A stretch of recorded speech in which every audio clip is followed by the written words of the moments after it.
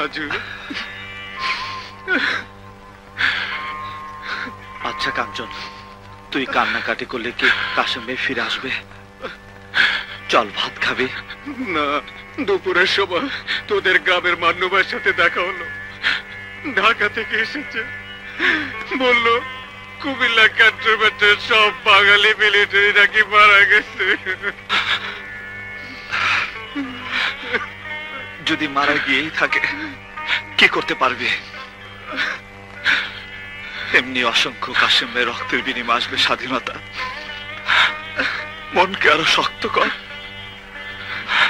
চল খাই। খাবার তো আমার ভিতরে যায় না রে। তুই না খেলে আমি তো খেতে পারবো না কাঞ্চন। এই কাঞ্চন করে, কাঞ্চন, কাঞ্চন, খুকা ভাই আসো। কোনো খবর আছে? হ্যাঁ কাঞ্চন, তুই বাড়ি যা, তোর বড় ভাই আসছে। কে? আমার ভাই? হ্যাঁ কাশেম ভাই। কাঞ্চন চলে আসিস, আমি কিন্তু তোর জন্য না খেয়ে বসে থাকবো। ছোট মিয়া, এত রাইতে কি মনে কইরা? শুনলাম কাশেম বাড়ি আইছে। কাশেম ভাত খাইতেছে। আসসালামু আলাইকুম চাচা। ওয়ালাইকুম সালাম। কখন মিয়া? এই তো একটু আগে পথে সিদ্দিক ভাইদের সঙ্গে দেখা হলো। হ্যাঁ, ওরাই তো আমার সুখবরটা দিল। তুমি তো বাবা আমার একটু মুশকিলে ফেলাইয়া দিলা। পাকিস্তান সরকার এই এলাকার শান্তি রক্ষার দায়িত্ব আমার উপর দিছে। তুমি মিলিটারির চাকরি করো, তোমারে নিয়ে তো আমরা একটু বড় বিপদে পড়লাম। কেন চাচা? আরে মিয়া, তুমি মিলিটারির লোক, ছুটি নিয়া না কিভাবে বাড়ি আইছো এটা থানায় জানাইতে হইব। বাবা কাশেম, কাল সকালে আমার সাথে একটু থানায় যাইতে হইব। থানায় কেন ছোট মিয়া? শুনছি থানায় যারা যায় তারা আর ফিরে আসে না। আরে ভয় নাই ভাবি, আমি তো আছি। বাবা কাশেম, তুমি কাল খুব সকালে রেডি থাকবা। তারপর থানার ওনারা যা যা বলবে সেই রকম কাজ করতে হইব, বুঝলা না?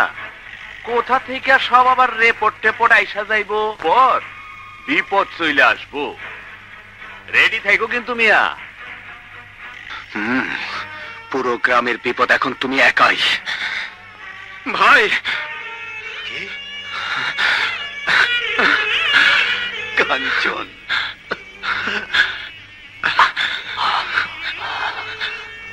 ভাই তুমি চাচার সাথে কাল থানায় যাবে? না, মার কাছে তোদের কথা সব শুনেছি। কেন কোথায়? ফুকরা ঠাকুর বাড়ি। চল।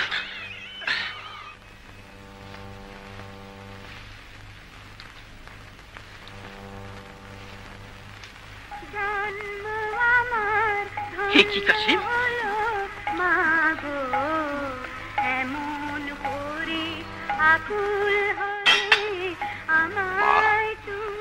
অস্ত্র দুটি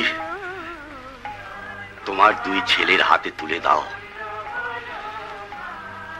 তো ভাতের থাল পইরা রইছে, অনেক দিন তোকে দুই ভাইয়ের একসঙ্গে খাওয়াই না। ভাত খাবি না? মা, ধানের থেকে চাল আর চালের থেকেই তো ভাত হয়। যার বুক চিরে জন্ম হয় ধানের গাছ, যার রক্ত খেয়ে মোটা হয় ধানের শীষগুলো, সেই অন্নদাতা মায়ের বুকের উপর দিয়ে চলছে শত্রু সেনাদের ট্যাঙ্ক। তাদের বুটের আঘাতে ছিন্ন ভিন্ন আজ সেই মায়ের সমস্ত শরীর। সেই মা ডাক দিয়েছে, অস্ত্র তুলে দাও মা, দোয়া করে দাও যেন জন্মভূমিকে শত্রু মুক্ত করে আবার তোমার কোলে ফিরে আসতে পারি। কেঁদো না মা, অস্ত্র তুলে দাও, দোয়া করে দাও মা। ভাই, বন্ধু, বাবা, চাচা, দেশের শত্রু সে যেই হোক, তাদের বিরুদ্ধে অস্ত্র ধরতে যেন হাত না কাঁপে। কাশেম, তোর কথায় বড় ডর করতেছে বাবা। আমার অনুরোধ, তোরা তোর চাচারে কিছু করিস না। ঠিক আছে, আশীর্বাদ করে দাও মা। তোমার দুই ছেলে যেন দেশের জন্য শহীদ হতে পারে। তো কাপাট রইল তো কাপাট ভেঙে ফেল কর্নেল পাট রক্ত জামার শিকল পুজোর পাশান। ভারতবর্ষের স্বাধীনতা আন্দোলনের সময় নেতাজি সুভাষচন্দ্র বসু বলেছিলেন, তোমরা আমাকে রক্ত দাও, আমি তোমাদের স্বাধীনতা দেব। বাংলাদেশের স্বাধীনতা যুদ্ধে একজন সিপাহী, একজন মুক্তিযোদ্ধা আজ তোমাদের কাছে হাত পেতেছে। আমার হাতে তোমরা যদি তোমাদের জীবন তুলে দিতে পারো, তাহলে আমি তোমাদের কমান্ডার হব। আমার এই হাতে তোমাদের জীবনটা তুলে দাও দাও দাও দাও দাও দাও দাও দাও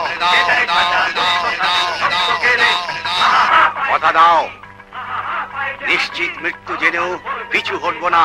নিশ্চিত মৃত্যু জেনেও পিছু হটবো না। কমান্ডারের সকল হুকুম মেনে চলবো। কমান্ডারের সমস্ত হুকুম মেনে চলবো। আজ থেকে কাশেম ভাই আমাদের কমান্ডার। কি বললি? কাশেম মুক্তি বাহিনীর কমান্ডার হইছে? যে তা হইলে তো আর দেশে শান্তি থাকলো না। এবারে তো এই গ্রামেও আগুন জ্বলবে।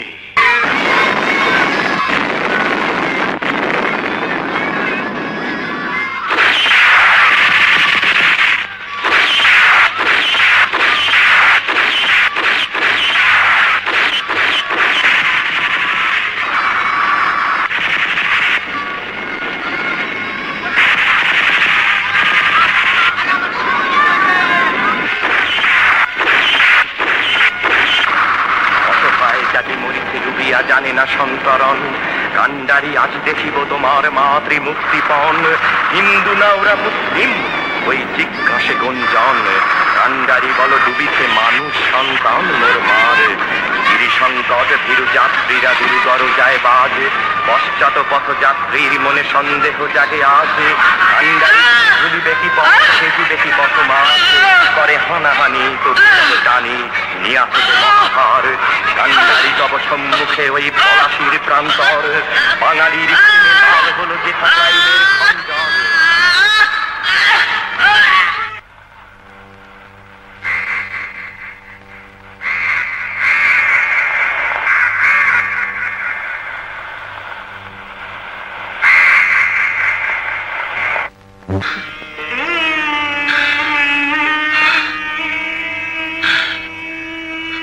মা, তোমার তপ্ত তাজা বুকের রক্তে রঞ্জিত আজ জন্মভূমি।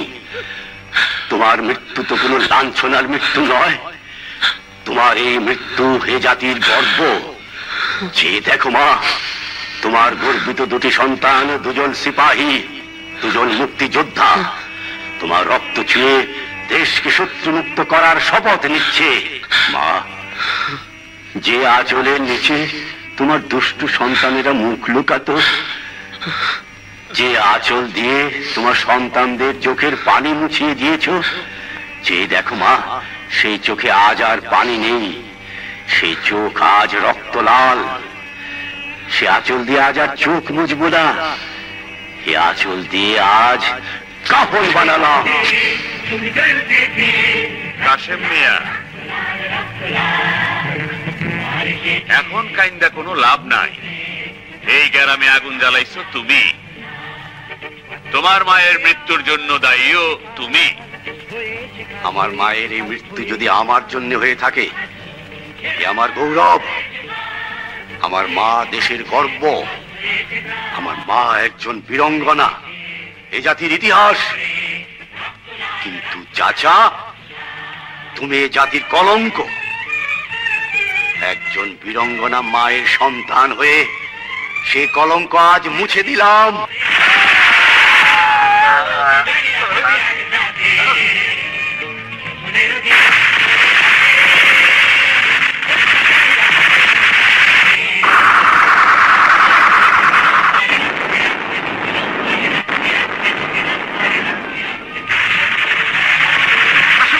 ওরা শেল মারছে, ওরা কাছে এসে যাচ্ছে, তোমরা সবাই পিছিয়ে যাও। কাঞ্চন, তুই পিছিয়ে যা, আমি খাবার এনে দিচ্ছি।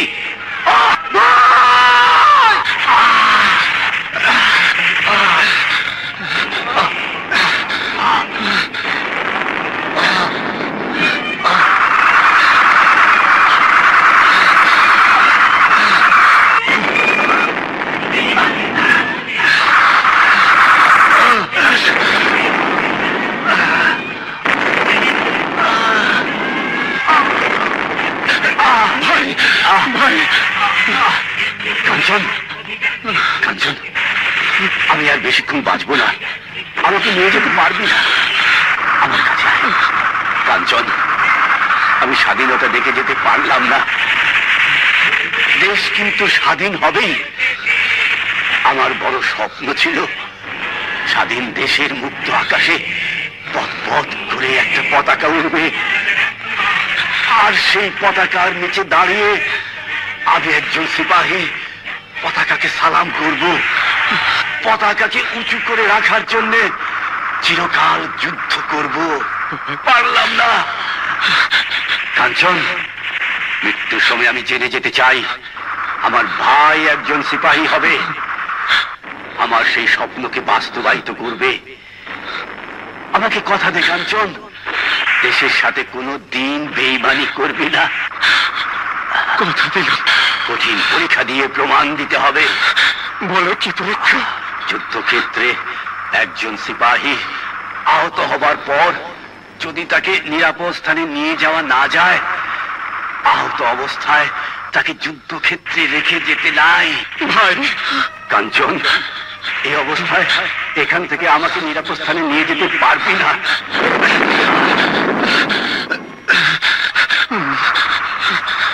বাঁচাতেও পারবি না।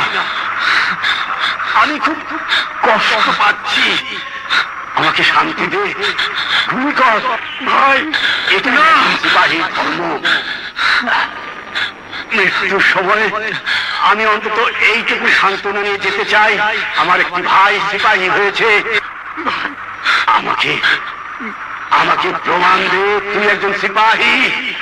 ভাই ভাই, আমি তোর commander. This is my order. Shoot me. ভাই কাঞ্চন, শুট মি। সিপাহী কাঞ্চন, শুট মি। শুট মি কাঞ্চন, শুট মি।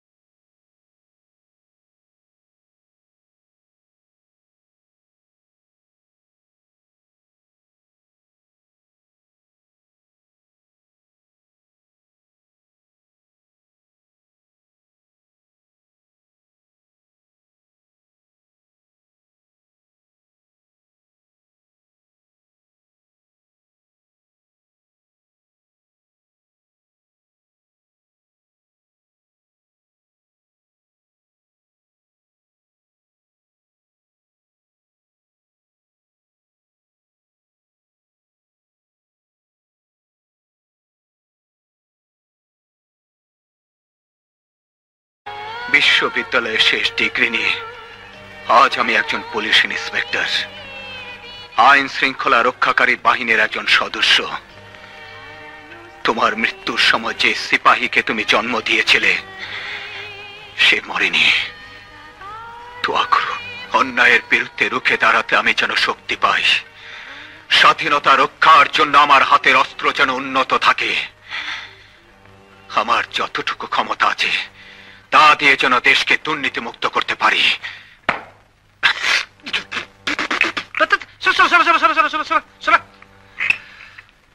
এই খারা,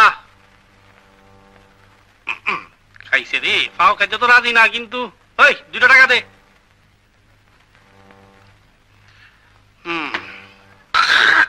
আরে আরে আরে ওই শালার বউ, সে পালাও, শ্বশুর বাড়ি পাইছো? হ্যাঁ শালার বউ, দিনের বেলা চুরি করো, রাতে কি করো? হ্যাঁ ওটা তোর কি হয় ভাই? ভাই চাকা সহ ধরা পড়ে সব জেল অবধারিত। স্যার কোনো ব্যবস্থা? সব অবস্থারই ব্যবস্থা আছে। গাড়ির জন্য গ্যারেজ আছে, রুগীর জন্য ডাক্তার আছে। আরে এই তোগুলো লিগা আমি আসি না? হ্যাঁ ডাক্তার দেখাতে ভিজিট লাগে না? এদিকে আয়, বাইর কর। স্যার ওই যে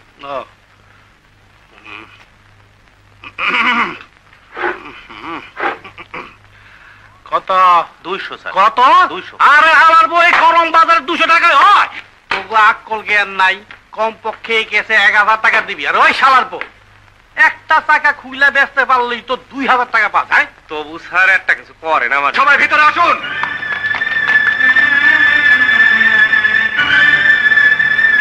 আপনাদের সবাইকে আমি বলে দিচ্ছি, আমি যতদিন এই থানায় আছি একটি পয়সা আমি ঘুষ খেতে দেব না। কি হলো? আমি এই গাড়ির মালিককে খুঁজছি। আমি?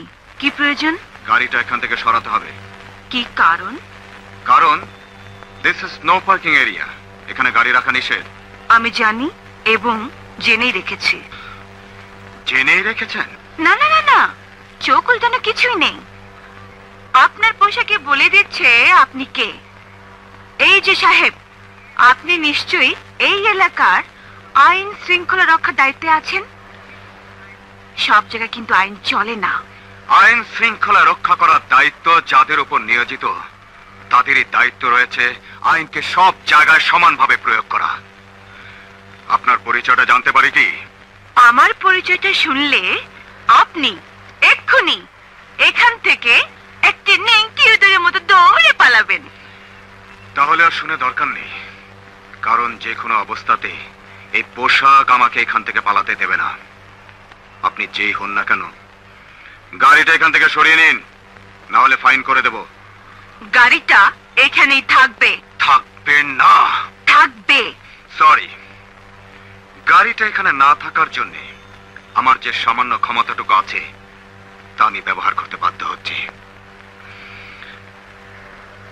Charlie 4, I need record. এক্ষুনি পলক ভিডিওর সামনে রেকর্ডটা পাঠিয়ে দাও।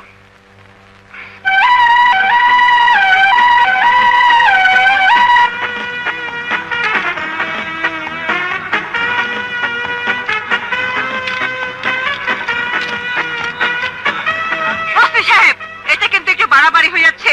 একটু বাড়াবাড়ি নয়, আমি আমার ডিউটি করছি। ঠিক আছে, আমি সারাদিন এখানে বসে থাকবো। এবার পারলে গাড়ি নেন।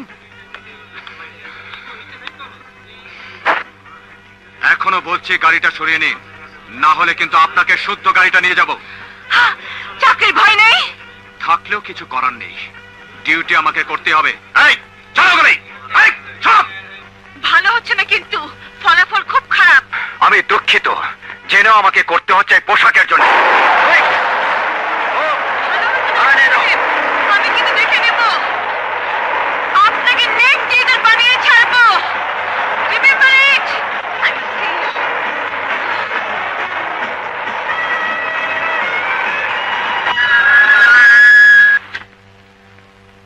This is Jamal speaking.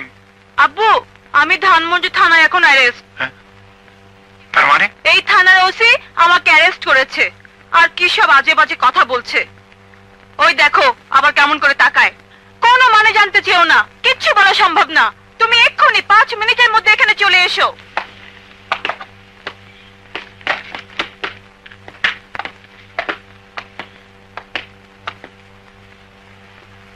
দেখুন আমি কার মেয়ে। স্যার, চম্পা আমার মেয়ে, তুমি ওকে অ্যারেস্ট করেছো? জি, মানে আব্বু, আমি আমার গাড়িতে রেখে পলক ভিডিওতে গিয়েছিলাম ক্যাসেট আনতে। আমি ক্যাসেট নিয়ে বাইরে এসে দেখি তোমার এই ওসি আমার গাড়িতে রেকারে হুক লাগাচ্ছে। আমি তোমার কথা বললাম, তাতে ওসি সাহেব এখন জ্বলে উঠলো। এরপরে আমি গাড়িতে গিয়ে বসলাম। তোমার ওসি সাহেব আমার কোনো কথাই শুনলেন না, আমাকে শুদ্ধ গাড়িটা থানায় নিয়ে আসলেন, এখন আটকে রেখেছেন। কাঞ্চন, চম্পা সত্যি কথা বলছে? শুধু এইটুকু সত্য, রেকার দিয়ে ওনাকে শুদ্ধ আমি গাড়িটা এখানে নিয়ে এসেছি, এবং আপনি না বলার পূর্ব মুহূর্ত পর্যন্ত আমি জানতাম না উনি আপনার মেয়ে। আপনার মেয়ে জানলেও স্যার আমি এটাই করতাম। উনি নো পার্কিং এরিয়ায় গাড়ি রেখেছিলেন, আমি ওনাকে গাড়ি সরাতে বললে উনি গাড়ি না সরিয়ে আমার ক্ষমতা দেখতে চেয়েছিলেন। আমার যতটুকু ক্ষমতা আছে আমি তাই করেছি। স্যার আমি ওনাকে অ্যারেস্ট করিনি, নো পার্কিং এরিয়ায় গাড়ি রাখার দায়ে ফাইন করেছি। এটা রিসিট।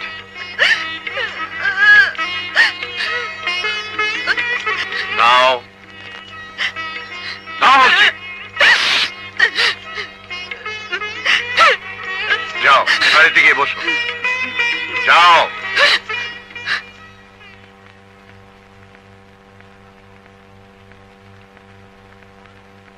কাঞ্চন, আমি বুঝতে পেরেছি ও একটু খামখেয়ালি, মিথ্যা কথাও বলে। যাকে রাজুর ব্যাপারটা তুমি কি করেছো? স্যার রাজুর ফাইলে আমি যে ছবিটা দেখেছি, এই রাজু ক্রিমিনাল হতে পারে না। স্যার এই রাজু একজন মুক্তিযোদ্ধা ছিল, আমরা একসাথে যুদ্ধ করেছি, ও আমার বন্ধু। ফাইলে যেভাবে লেখা আছে স্যার ও এতটা খারাপ হতে পারে না। হয়েছে, এটাই সত্যি। তুমি তোমার দায়িত্ব পালন করো। কখন সে কি ছিল সেটা আমাদের জানার ব্যাপার নয়। এখন সে শহরের একটা আতঙ্ক।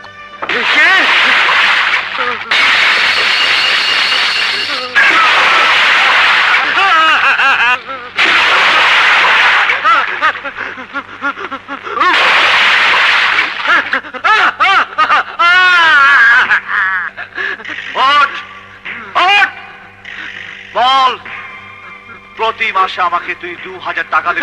বাবা দেব। এই এলাকায় যত 2 নম্বর কাজ হয় সবাই আমাকে ট্যাক্স দেয়। বাবা এটা তো 2 নম্বর না। বিক্রি করিস বাংলা মদ, এটার তো কোনো নাম্বারই নেই। বাবা সব ডিপার্টমেন্টে পয়সা দিয়ে আমি এটাকে 1 নম্বর করে ফেলেছি। রাজুর ডিপার্টমেন্টে পয়সা না দিলে কোনোদিনও 1 নম্বর হবে না। দেবো দেবো দেবো।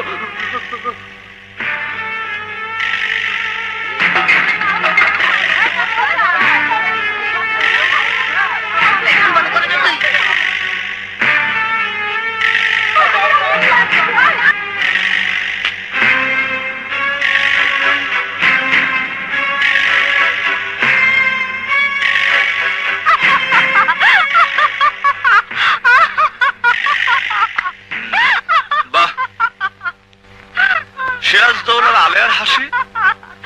ওরে রাজু, তুই বাংলার শেষ স্বাধীন নবাব সিরাজউদ্দৌলা, আর আমি হইলাম এই বস্তির ফকিন্নি আলেয়া। কিরে কত টাকা টেনেছিস? হাসি যে থামছে না। কি কইরা থামবো ক? বাংলার নবাবের নবাবি দখল করতে এসেছে ফিরিঙ্গিরা। পলাশিতে যুদ্ধ হবে, আলেয়াও আছে, আলেয়া যুদ্ধ দেখবে। তোর নবাবি বুঝিয়া যায় রে রাজু মিয়া। চুপ কর। আস্তে চুপ তুমি করো রাজু মিয়া। ফিরিঙ্গিরা কয়া গেছে আমার হিরোইন বেচার 100, বস্তির ঘর ভাড়া সব তাগো দিতে হবে। খালি কয়া যায় নাই, আজকা বলে দিতে হবে। ওই যে হোটেলে তোমার আব্বুরা। যাও যাও যাও যাও যাও।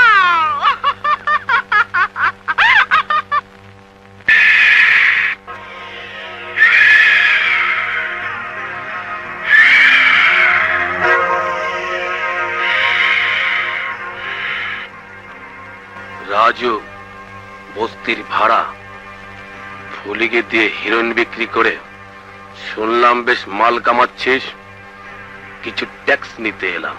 রাজু ট্যাক্স নেয়, দেয় না। নেওয়াটাই যাদের অভ্যাস তারা কি সহজে দিতে চায়? আজ নেব এবং তোকে তা দিতে হবে।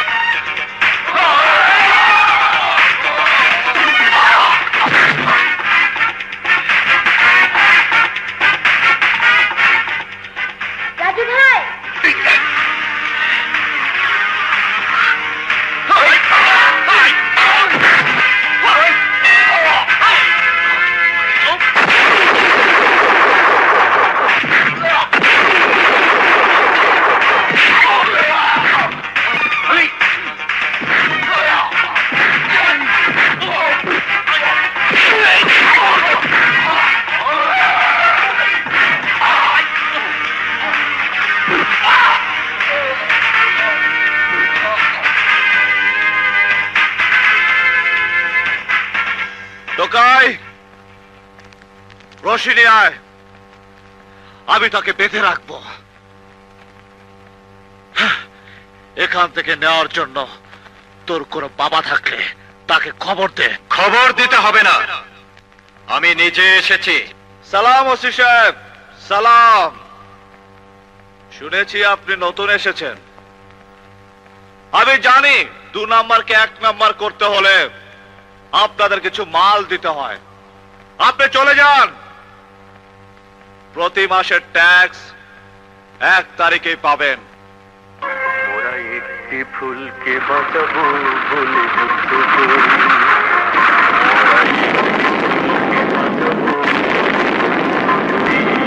ওসি সাহেব কি ভাবছেন? আজ কিছু সালামি ভাবছি সালামি নেব না সালামি দেব। ভাবছি 1971-এর গোপালগঞ্জের প্রত্যন্ত গ্রাম কবিরপুরে যে ছেলের হাতের অস্ত্র শত্রু সেনাদের বিরুদ্ধে প্রথম গর্জে উঠেছিল, একে সেই রাজু। যে হাত শত্রু সেনাদের বিরুদ্ধে যুদ্ধ করতে কাঁপেনি, সেই পবিত্র হাত থেকে কিভাবে আমি সালামি নেব? কিভাবে আমি ওই হাতে হাত করা পরাবো? যে মাটির চির মমতায় আমার। আরে কাঞ্চন দোস্ত, তুই এখানে আসিস, তাহলে তবে কি? আমি একজন সিপাহী, আমি সৈনিক, আমি একজন মুক্তিযোদ্ধা। সেদিন মুক্তিযুদ্ধ করে নতুন যে পতাকার জন্ম দিয়েছি, আজও সেই পতাকা সমুন্নত রাখার জন্য যুদ্ধ করছি। যতদিন পৃথিবীর মানচিত্রে এদেশ একটি উন্নত দেশ হিসেবে চিহ্নিত না হবে, ততদিনই যুদ্ধ চলবে। এই হাত দিয়ে যুদ্ধ করেছিলিস, যে হাত দিয়ে দেশের পবিত্র মুক্তি যুদ্ধ করেছিলি, যে হাতে জাতির গৌরব। মৃত্যুর পরে এদেশের মিউজিয়ামে যে হাতের মমি বানিয়ে রাখার কথা, সেই হাত দিয়ে অবৈধ পয়সা রোজগার করতে লজ্জা করে না?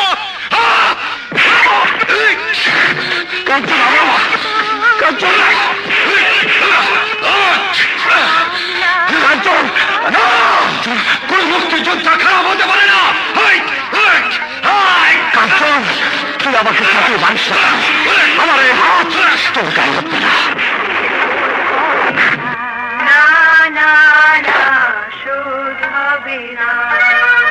মৃত্যুর মুখোমুখি দাঁড়িয়ে 7 কোটি মানুষের জীবনের সন্ধান আনলে যারা, সে গানের মহিমা কোনদিন ম্লান হবে না, না না না ম্লান হবে না।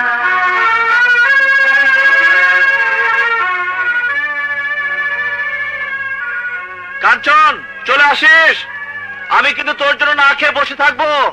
ভাইজান খাবেন না? সরোজ, আমার খাবারটা থানা হাজতে নিয়ে যা। ভাইজান আমি আজ থানা হাজতে বসেই খাবো। কে হলো?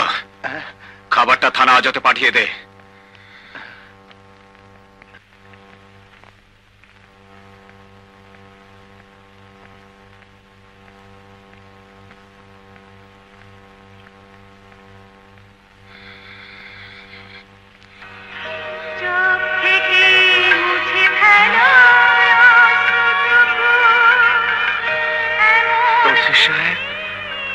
আপনি?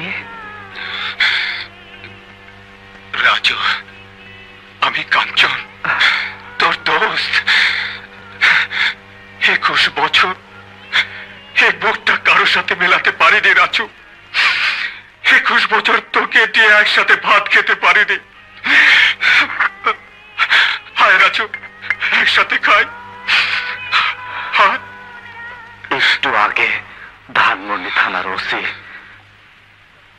জনাব ইলিয়াস কাঞ্চন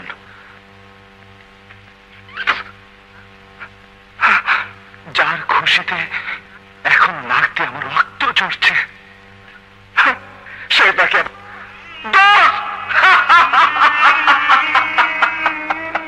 আমার দোস্ত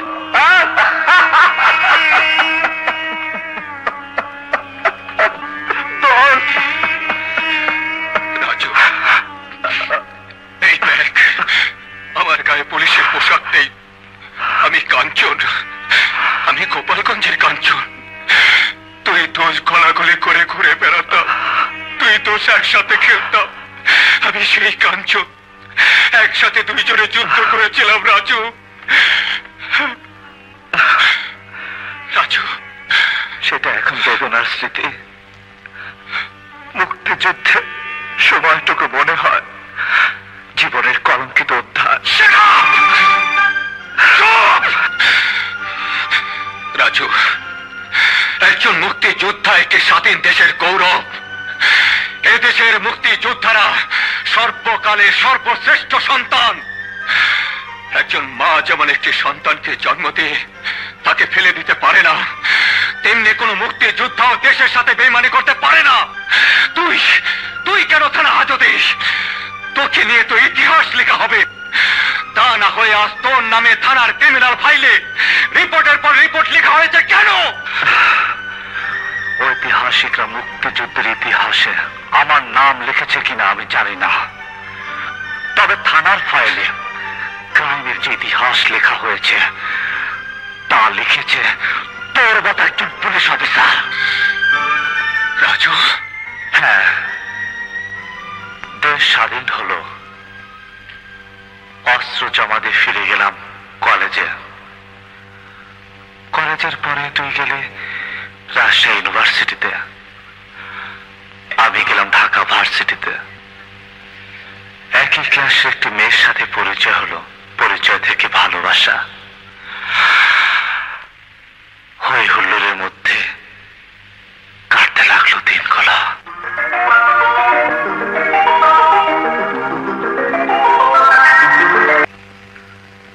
আমাকে নিশ্চয় চিনতে পারোনি। আমি কবিরপুরের খান বাহাদুর ইসমাইল হোসেন খানের ছেলে, খান মোহাম্মদ দেলোয়ার হোসেন খান। জি জি, চিনেছ? হ্যাঁ। আসলে তোমরা অনেক কষ্ট করে দেশ স্বাধীন করেছ।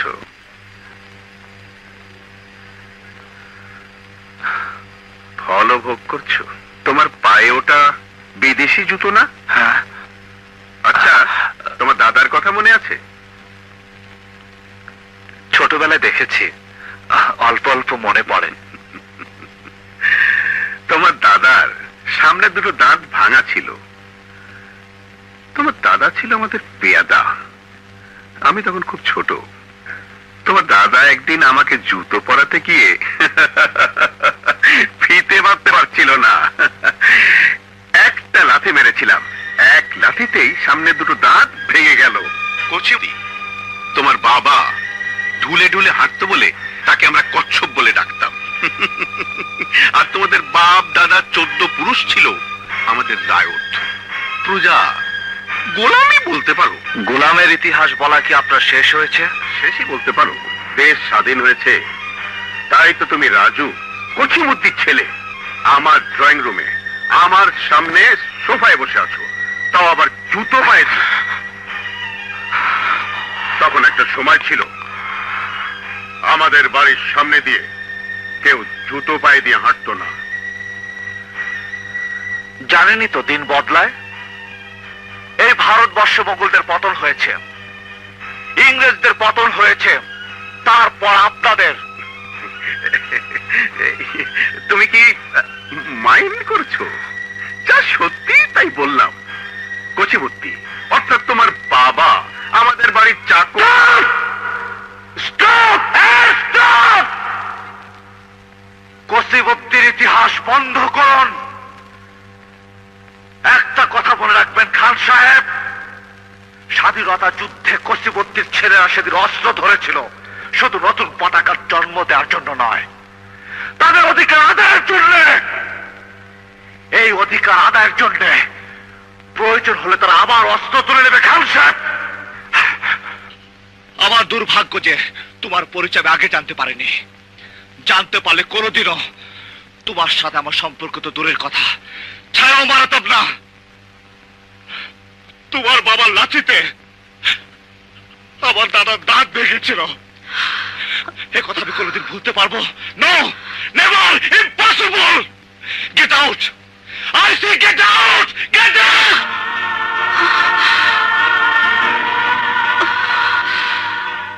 আমার ড্যাডি মিথ্যে কথা বলেনি, তুমি আসলে ছোট লোকের বাচ্চা। ইয়েস, ইয়েস, অল কচিমুদ্দির বাচ্চারা ছোট লোক। হ্যাঁ, আমি ছোট লোক। আরে খান বাহাদুরের বাচ্চা, আরে খান সাহেব, আরে দালালের বাচ্চা, এই দেখ কচিমুদ্দির ছেলে এসেছে, যুদ্ধ আইনে কচিমুদ্দির ছেলে আবার যুদ্ধ ঘোষণা করছে। কচিমুদ্দির ছেলেরা শুধু নতুন পতাকার ভূখণ্ডের জন্য যুদ্ধ করেনি, তাদের গোলামীর অবসরের জন্য যুদ্ধ করেছে। আবার সেই যুদ্ধ হবে। রশিদ, পুলিশকে টেলিফোন লাগা। আর খানের বাচ্চা বেরিয়ে আয়। প্লিজ, আমি গোলামের বাচ্চা, আমি দানব কচিমুদ্দিন। রাজা প্লিজ আর একটি শব্দ করো না, তুমি এক্ষুনি এখান থেকে চলে যাও। আর কোনোদিন এই বাড়ির পাশে আমি করে দিচ্ছি। ধরে নিয়ে গেল পুলিশে, বেআইনি অস্ত্র রাখার দায় 7 বছরের জেল হলো, অথচ ধরা পড়লাম খালি হাতে। কাঞ্চন, অস্ত্র আমার কাছে ছিল না, ছিল না কাঞ্চন, বিশ্বাস কর। পুলিশ অফিসারের পা ধরে আমি কেঁদেছিলাম। আমি গরিবের ছেলে, আমার জীবনটা নষ্ট করবেন না স্যার। 7 বছর জেলে থাকাকালে মা বাবাকেও হারালাম। বের হয়ে দেশের যে অবস্থা দেখলাম, তাতে মনে হলো কি প্রয়োজন ছিল 71-এর যুদ্ধে। কচিমুদ্দির ছেলেদের ভাগ্যের তো কোনো পরিবর্তন হয়নি, তাই নিজের অধিকার নিজেই আদায় করে নিতে থাকলাম। হয়ে গেলাম ক্রিমিনাল। এখন তুই ভালো হতে পারিস না রাজু। ছেড়ে দিতে পারবি তুই আমাকে এখান থেকে? ফিরিয়ে দিতে পারবি আমার জীবনের 7টি বছর? প্রমাণ করতে পারবি সেদিন বেআইনি অস্ত্র আমার কাছে ছিল না? পুড়ে ফেলতে পারবি আমার থানা ফাইলগুলো? তাহলে বিশ্বাস কর কাঞ্চন, আমি ভালো হয়ে যাব, আমি ভালো হয়ে যাব কাঞ্চন, আমি ভালো হয়ে যাব। পারবি না, বরং পারবে আরো দুটো মিথ্যে মামলা আমাকে ঢুকিয়ে দিতে। কাঞ্চন, তুই এখান থেকে চলে যা। তুই একজন পুলিশ অফিসার, আমি একজন ক্রিমিনাল, আমি একজন দাগি আসামি। চলে যা কাঞ্চন, চলে যা, চলে যা কাঞ্চন, and get out Kanchan, get out! নাও, রাজু চার্জশিটে কাঁঠাল বাগানের ডাকাতি কেসে তার ইনভলভমেন্টের কথা তোমাকে লিখতেই হবে। হাউ ইম্পসিবল স্যার, আমি তা পারবো না। এমনি একজন পুলিশ অফিসার ওর জীবনটাকে ধ্বংস করে দিয়েছে, আর আমি ওর বন্ধু হয়ে, নো স্যার নো, আমি তা পারবো না। হোয়াট? তুমি কি মনে করো না রাজু একজন criminal? Answer me, Raju criminal? Yes sir. একজন ক্রিমিনালের শাস্তি পাওয়া উচিত। ইয়েস। ধানমন্ডি থানা এলাকার আইন শৃঙ্খলা রক্ষার দায়িত্ব কার হাতে? তোমার হাতে? Yes sir. তাহলে ওই এলাকার শান্তির জন্য, আইন শৃঙ্খলা বজায় রাখার জন্য তোমাকে লিখতেই হবে, আর রাজুকে হাজতে দিতে হবে। স্যার, আমি রাজুকে জিজ্ঞেস করেছি, সে ওই ডাকাতি কেসে ছিল না, এবং আমি তা বিশ্বাস করি। আমার হাত দিয়ে আমি রাজুর বিরুদ্ধে কথা লিখতে পারবো না স্যার। ভাই, সে একদম দাগি আসামি। তাছাড়া ওই মামলায় তাকে সন্দেহ করা হয়েছে। কেসটা হেভি না করলে ওকে তুমি বেশি দিন হাজতে রাখতে পারবে না, তা তুমি বোঝো। তাই বলে আই এম সরি স্যার। কাঞ্চন, তুমি ভুলে যাচ্ছ, পুলিশ তার কাজ শুরু করে সন্দেহ থেকে এবং শেষ করে প্রমাণ দিয়ে। You have to write it, forget about your friendship. Okay? Okay sir. Suraj, শেষ পর্যন্ত রাজুর কথাই সত্য হলো। আমি পারলাম না, আমি রাজুর জন্য কিছুই করতে পারলাম না। শেষ পর্যন্ত আমার কলম দিয়ে তো রাজুর বিরুদ্ধে লিখতে হচ্ছে। যে পুলিশ অফিসারের জন্য রাজুর এই পরিণতি, তার আর আমার মধ্যে পার্থক্য কোথায়?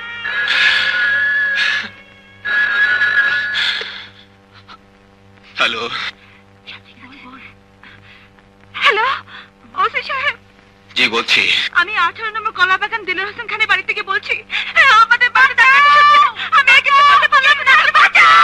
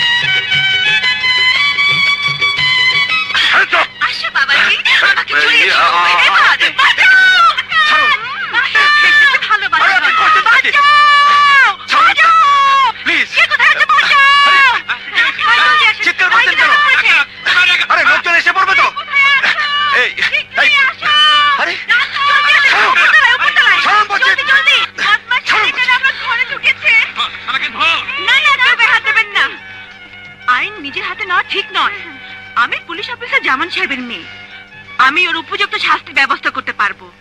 আপনারা আমাকে একটু সাহায্য করুন, ওকে গাড়িতে তুলে দিন। হ্যাঁ, ধরুন জলদি। আসো, চলো চলো বাবা, চলো ভাবি। একেবারে কেমন করে তাকায় দেখ।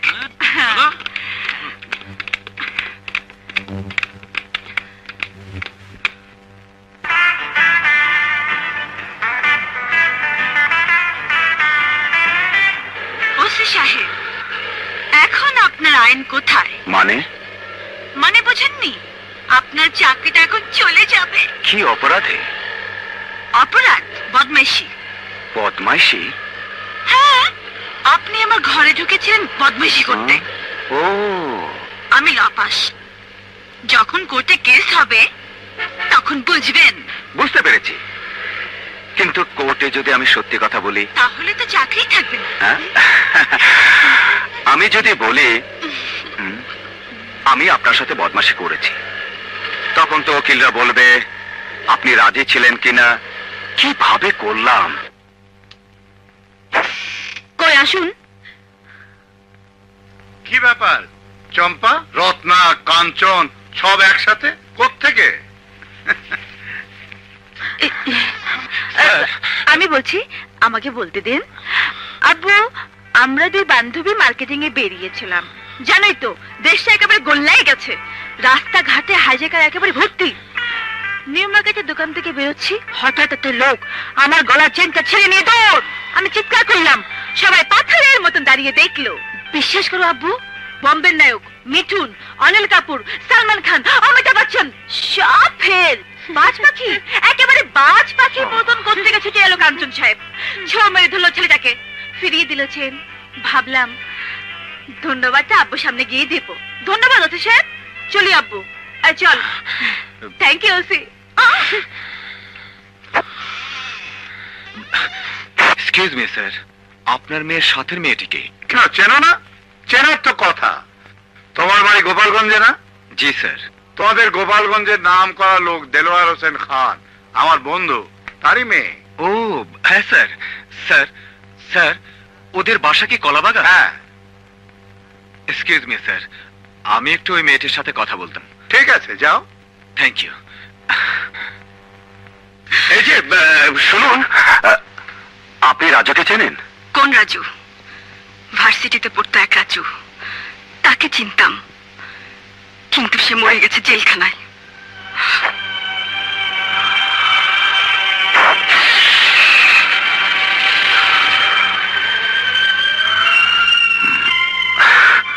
জি স্যার, এর আগেও আমি একটা ইনফরমেশন পেয়েছি, ওই থানার ওসিকে আমি এক্ষুনি বলে দিচ্ছি। জি স্যার। আসসালামু আলাইকুম। একটা ইনফরমেশন পেলাম, রাজুকে তুমি যে বস্তির থেকে অ্যারেস্ট করেছো, ওখানে নাকি হেরোইন এবং গাঁজাখোরদের আড্ডা জমে। ওই আড্ডাটা তুমি ভেঙে দাও। জি স্যার।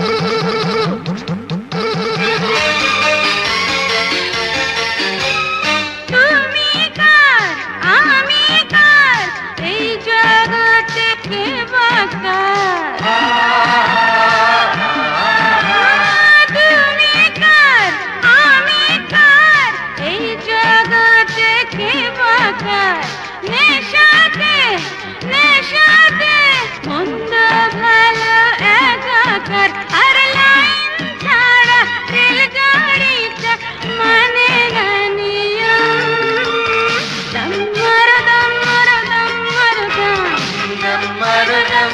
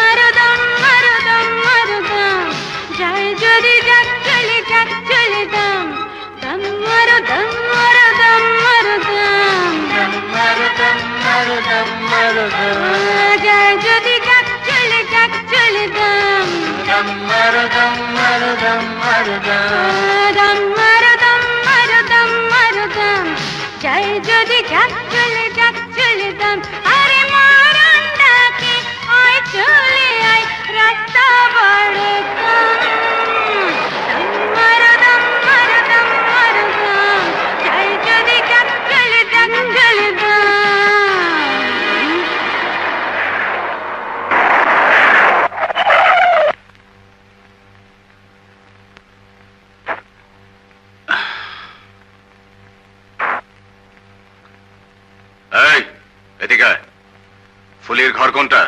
স্যার এইটা।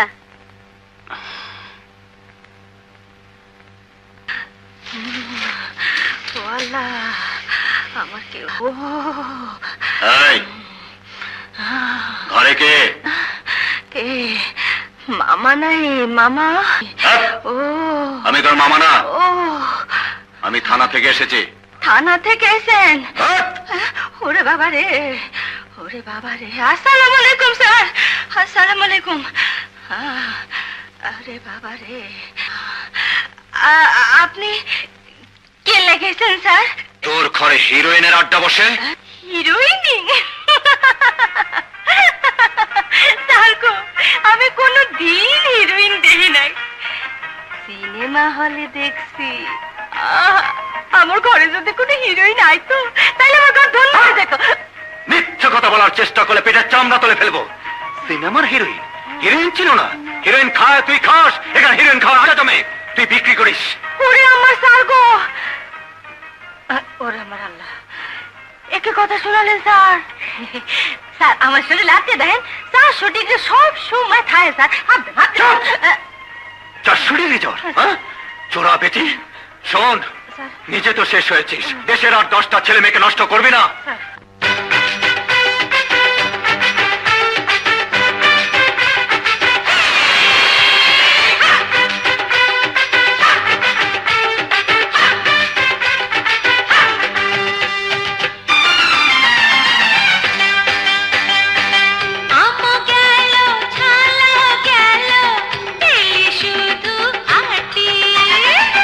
ভালোবাসার দুধ কলা তোর খাওয়া হলো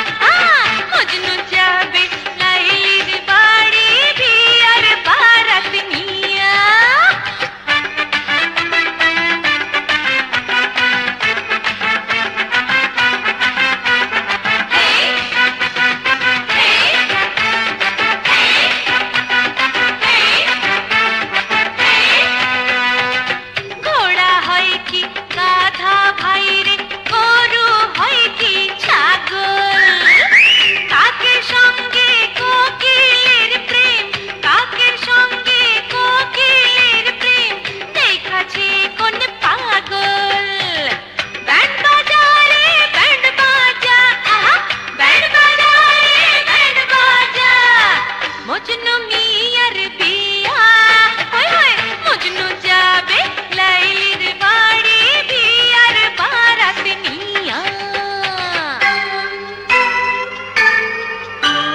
কি যে করি ভেবে মরি চাকরিত কেস আসবে বিনা দোষে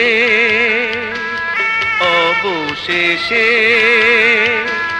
জীবনের হলো বুঝি কি করি কি করি কি করি দাও গুরু দাও মোরে দীক্ষা তুই পথে পথে করে গিয়া ভিক্ষা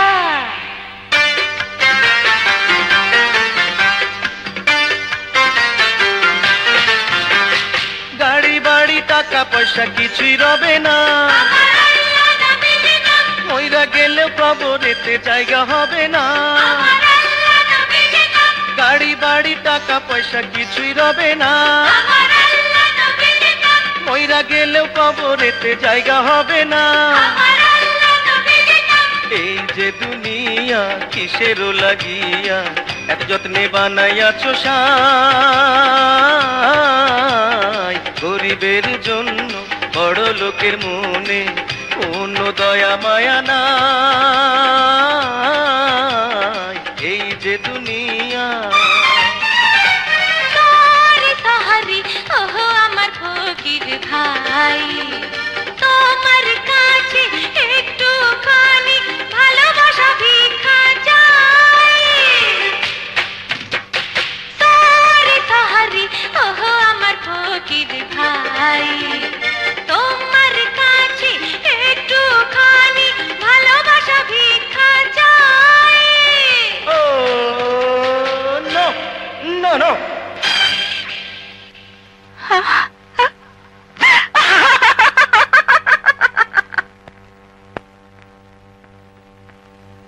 কাঞ্চন, এই লেটারটা পড়ো।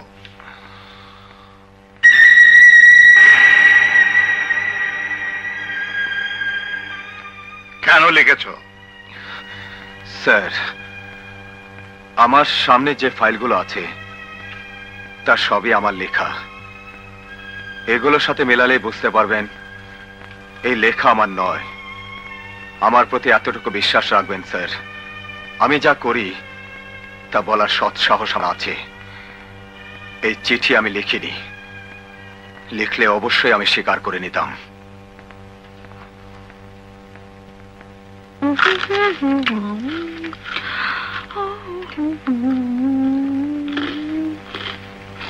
Jump up! Stand up! I say stand up! G Stupid মেয়ে, মিথ্যাবাদী, তুমি একটা চোর! একটা বানোয়ার চিঠি লিখেছে সরল ছেলেটাকে ফাঁসাবার জন্য। জানো তোমার এই মিথ্যে চিঠির জন্য কি হতে পারত? আমি যদি চিঠিটা নিয়ে সরাসরি আইডি সাহেবের কাছে যেতাম, ওই ছেলেটা সাসপেন্ড হতো। যে দুর্নাম ওর ঘাড়ে পড়তো তা তোমার আত্মহত্যা করতে পারতো। Get out! I say get out! যাও আমার সামনের থেকে, মিথ্যাবাদী চোর কোথাকার! Get out!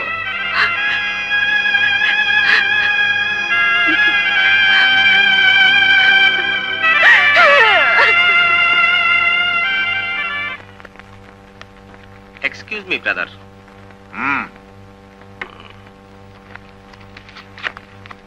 মিনিস্টার সাহেব বোধহয় টেলিফোন করেছিলেন? না, আমার দলের ওই ছেলেটার ব্যাপারে টেলিফোনের আগেই ছেড়ে দিন, তা না হলে উনি আবার মাইন্ড করলে আপনার অসুবিধা হতে পারে। Get up! Get up! মিনিস্টারের ফাদার, যা পারলে যেন তোর মিনিস্টার আমার চাকরি খায়। Hello! Ji sir, ji sir. Sir, DC সাহেব। আসসালামু আলাইকুম স্যার। কাঞ্চন, তোমাকে এক্ষুনি আমার একটু প্রয়োজন। আমি আমি তোমার সাথে কিছু কথা বলবো, যদি তোমার সময় হয় তাহলে তাহলে তোমাকে আমার সাথে একটু বাসায় যেতে হবে। জি স্যার, আসছি।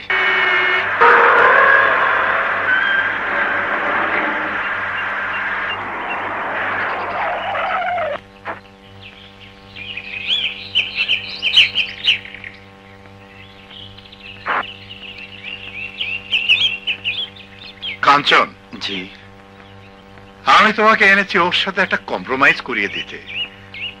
আমি বুঝতে পেরেছি প্রথম দিনের ঘটনার পর থেকে ও দারুণ জিদ চেপেছে। ও তারই প্রতিশোধ নেওয়ার জন্য এসব ঘটনাগুলো করছে। তুমি মনে কিছু করো না বাবা, ওর সাথে তুমি একটু হাত মিলিয়ে ফেলো। আমি জানি আমি তোমাকে ছোট করছি। না না, ঠিক আছে স্যার। জিদ্দি মেয়ে তো, কখন আবার কি করে বসে। চল এসো। আব্বু, তুমি আমাকে কোনোদিন মারবে এ আমি ভাবতেও পারিনি। কি হবে এই জীবন রেখে? আমাকে ক্ষমা করো, আমি আত্মহত্যা করলাম। কাঞ্চন, চম্পা আমার একমাত্র মেয়ে।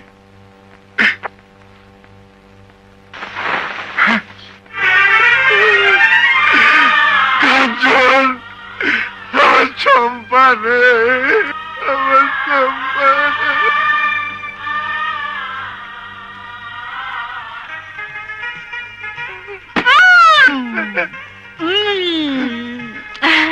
আছি, এখনো মরিনি। আজ 5 এপ্রিল। দেখলে দেখলে কাঞ্চন, এই নিয়ে আমি সারাটা জীবন কাটাচ্ছি। এদিকে আয়, এদিকে আয় বলছি।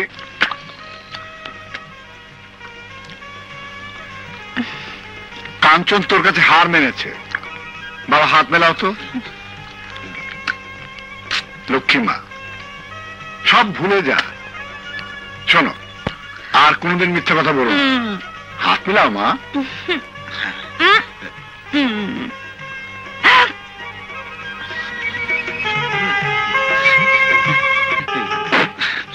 তাহলে ওসি সাহেব, আজ থেকে কম্প্রোমাইজ। ও হ্যাঁ, একটা কথা আছে। এখন কিন্তু আপনাকে এখানে বসে থাকতে হবে। আমি রান্না করব, খেয়ে যেতে হবে। Sir, sir. কি ব্যাপার? আপনার স্যারের দিকে তাকাচ্ছেন কেন? এটা অফিস নয়, এটা বাড়ি। এই বাড়ির মালিক আমি। হ্যাঁ স্যার, আমার মিনিস্টারের ডিউটি আছে। মিটিং আমি নিচে না থাকলে। ও হ্যাঁ, আমি তো ভুলেই গিয়েছিলাম। চম্পা, কাঞ্চন আরেকদিন খাবে মা, ওর খুব জরুরি কাজ আছে। জন্মের পর থেকে দেখছি তোমাদের সব কাজই জরুরি। ঠিক আছে, যান যান ওসি সাহেব। রাগ করবেন না, আমি একদিন নিজে এসে খেয়ে যাব।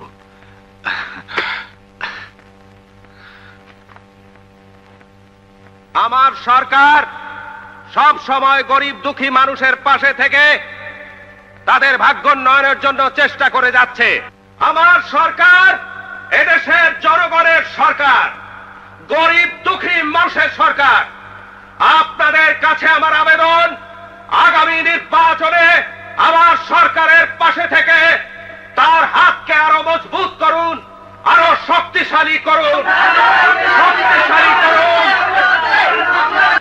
আপনারা যদি আপনাদের ওয়াদা পূর্ণ করেন, তাহলে আমি আমার সরকারের পক্ষ থেকে কথা দিচ্ছি, আমরা, আমার সরকার গরিব দুঃখী মানুষের পাশে চিরকাল থাকবে। এদেশের প্রত্যেকটি মানুষের জন্য বাসস্থান থাকবে, প্রত্যেকটি মানুষ চিকিৎসা পাবে, শিক্ষার সুযোগ পাবে, কোন মানুষ এদেশে অনাহারে মরবে না। আর এটাই হলো এক।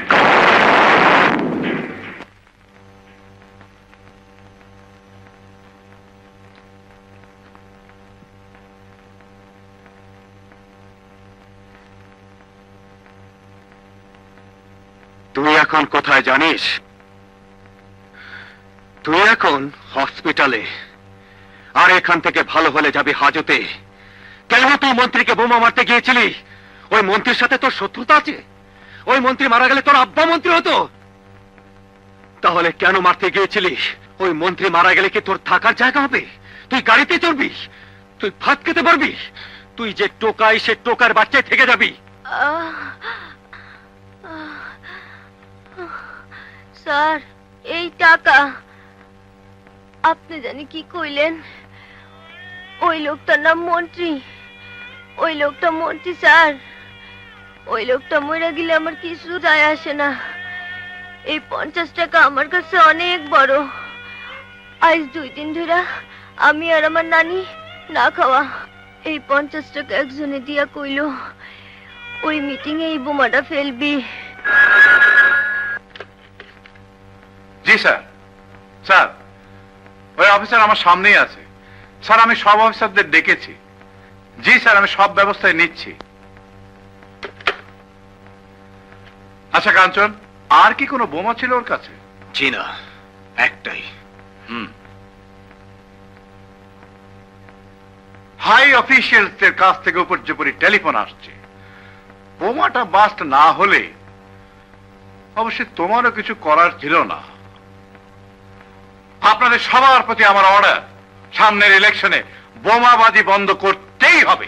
ইম্পসিবল। বোমাবাজি বন্ধ এই দেশে সম্ভব নয় স্যার। ওয়াই? স্যার,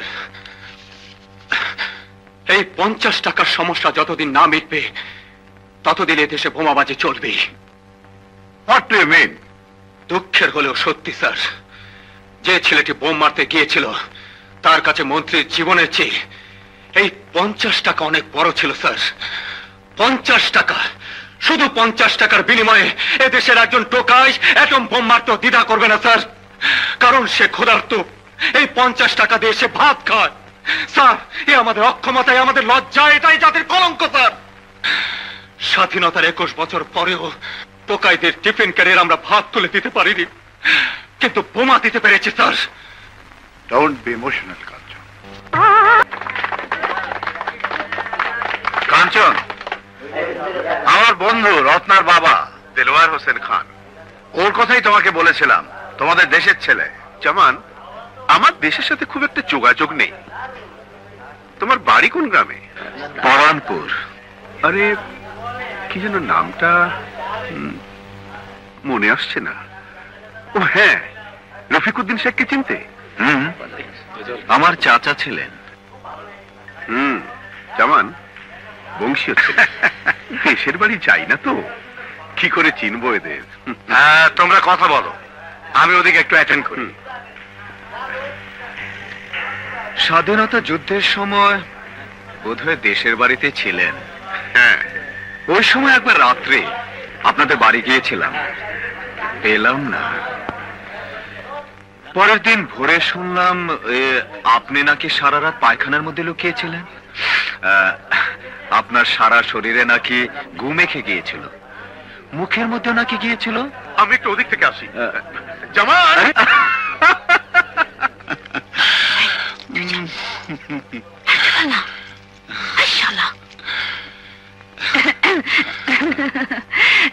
মুরব্বীদের সাথে কি বলছিলেন? আর যাই হোক, মিথ্যে কথা বলছিলাম না। আমি বুঝি মিথ্যে কথা বলি? না, তা নয়, সত্য কথা কখনো বলেছেন কিনা তাই ভাবছি। এ বুঝি বিয়ের দাওয়াত? এখনই বুঝবেন কিসের দাওয়াত? বিয়ের আগের দাওয়াত। খালা, ইনি আমার খালা। আসসালামু আলাইকুম। খালা কি যেন বলবে আপনাকে। খালা, কথা বলো, আমরা আসি। ভালো করে বলো, ভালো করে। তোমার নামই তো কাঞ্চন। জি। তোমার সাথে আমার কিছু কথা আছে। জি বলুন।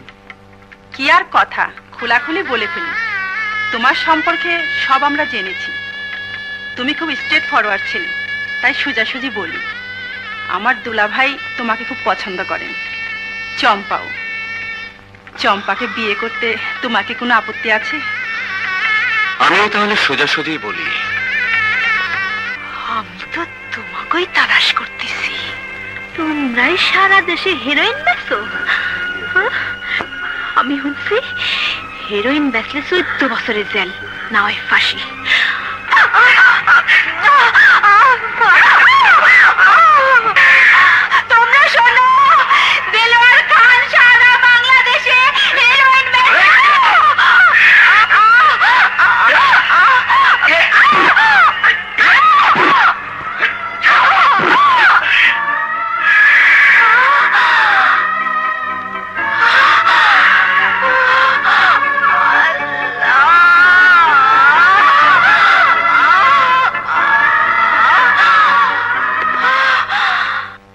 সাবাস কবিলা, মানি লোকের মান তুমি বাঁচিয়েছো।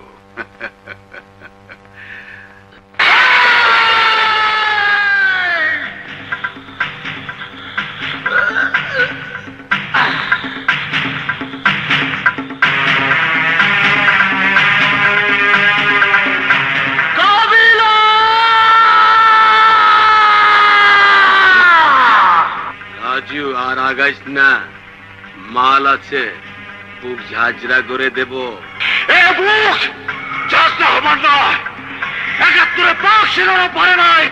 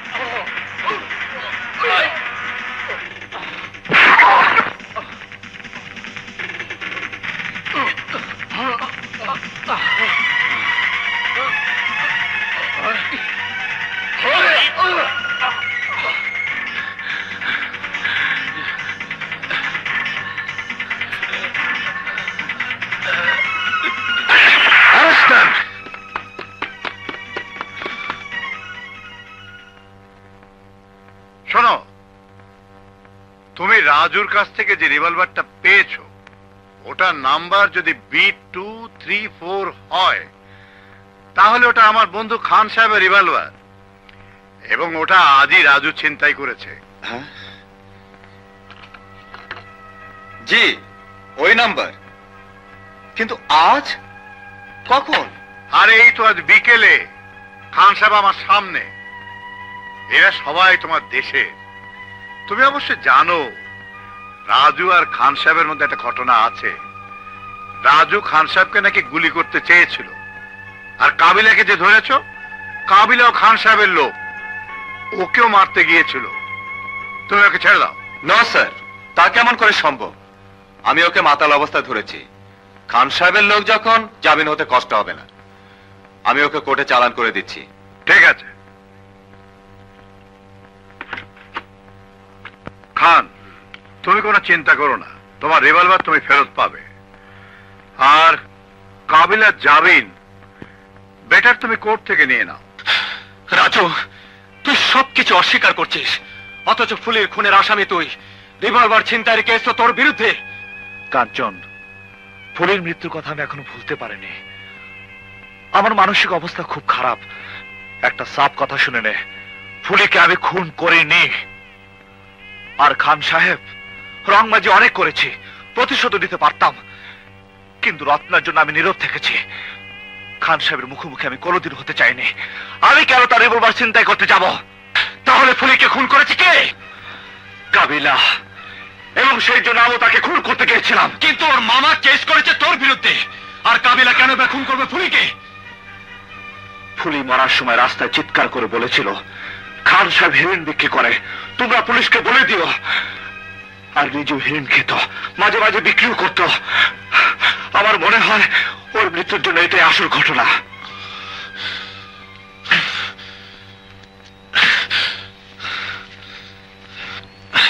ফুলের পোস্টমর্টম করার সময় ওর বুকের মধ্যে কার্ডটা পাওয়া গেছে। এটা সম্পর্কে তুই কিছু জানিস? হ্যাঁ, আমার মনে হয় এই কার্ডই হলো আসল। এই কার্ড দেখে সে হেরোইন কিনতে গিয়েছিল।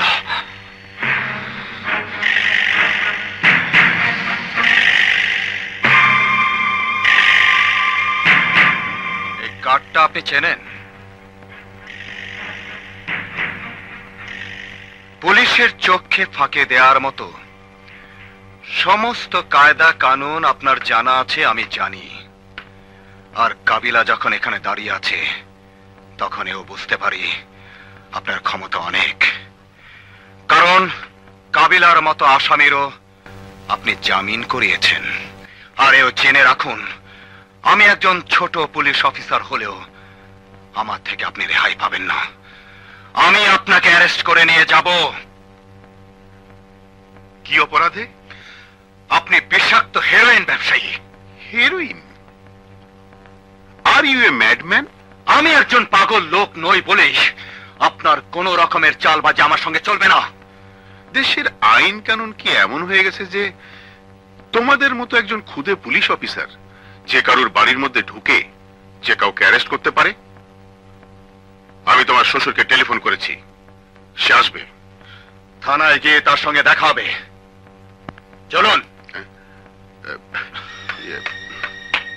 আরে জামান, দেখো তো ভাই, তোমাদের পুলিশদের এত বড় ক্ষমতা হয়েছে, তোমরা যে কাউকে যে কোনো সময় অ্যারেস্ট করতে পারো। তোমার জামাই আমাকে অ্যারেস্ট করতে চাইছে। কাঞ্চন, সত্যি? হ্যাঁ, ওনার বিরুদ্ধে এত বড় একটা ফাইল তৈরি হয়েছে এবং যে সমস্ত রিপোর্ট আমার কাছে আছে তার সবই জেনুইন। জামান, তুমি তো সবই জানো ভাই। আমি একজন নিরীহ লোক। আমার মেয়ে আর রাজুর ঘটনাও তুমি জানতে। আমি শুনেছি ওই রাজু তোমার জামাইয়ের বন্ধু। আর কয়েকদিন আগে আমার এই কর্মচারী রশিদের ভাগ্নিটাকে খুন করেছে রাজু। বোঝো তো, গরিব মানুষ, এরা বিচার আচার পাবে না বলেই আমি একটু ব্যাক করছি। সম্ভবত এই কারণেই রাজু তোমার জামাইয়ের কাছে আমার সম্পর্কে কিছু উল্টোপাল্টা কথা বলেছে। তুমি যে রিপোর্ট পেয়েছো ওর পেছনে একটা পারিবারিক ঘটনা আছে, আমি তোমাকে পরে বলবো।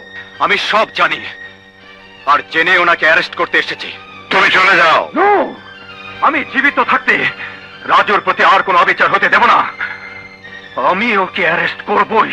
কাঞ্চন, আমি তোমার senior officer and this is my order. Get out. I say get out from here.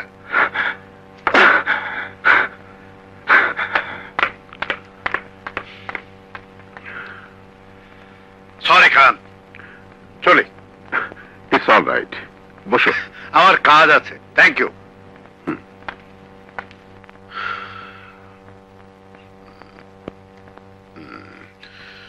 Inspector and Raju, I will see both of you.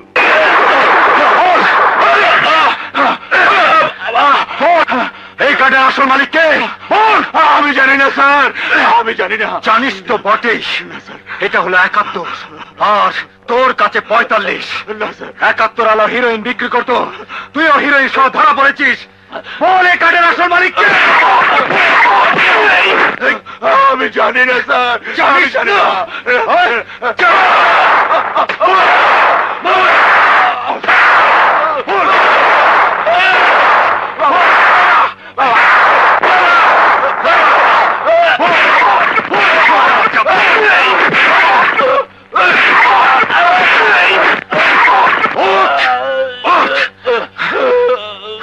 বলতে তোকে হবে।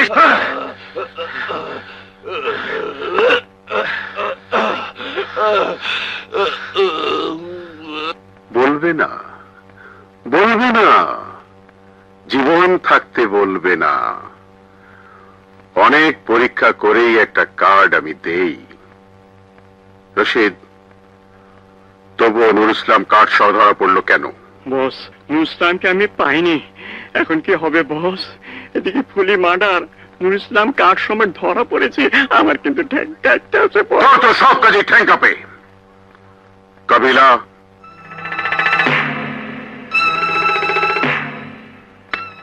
নুর ইসলাম থানা হাজতে আছে। আজ রাত থেকে সে আর কোনো কথা বলবে না। তার জবান চিরতরে বন্ধ হয়ে যাবে।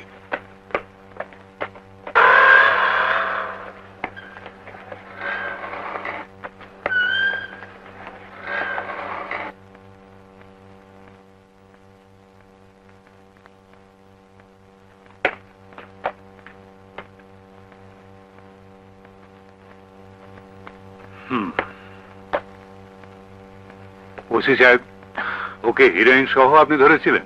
জি স্যার। টর্চার করেছিলেন? জি স্যার। কখন মারা গেছে? জানি না স্যার, তবে আমার টর্চারে বোধহয় ও মরেনি। হাজতে আর কোন আসামি ছিল? জি স্যার, আরেকজন ছিল। তাকে ডাকুন। রহিম সাহেব। জি স্যার। কাবিলাকে নিয়ে আসুন। ডিউটি অফিসার কে ছিলেন? জি আমি। কটার সময় জানতে পারেন মারা গেছে? রাত 2টোর সময় স্যার।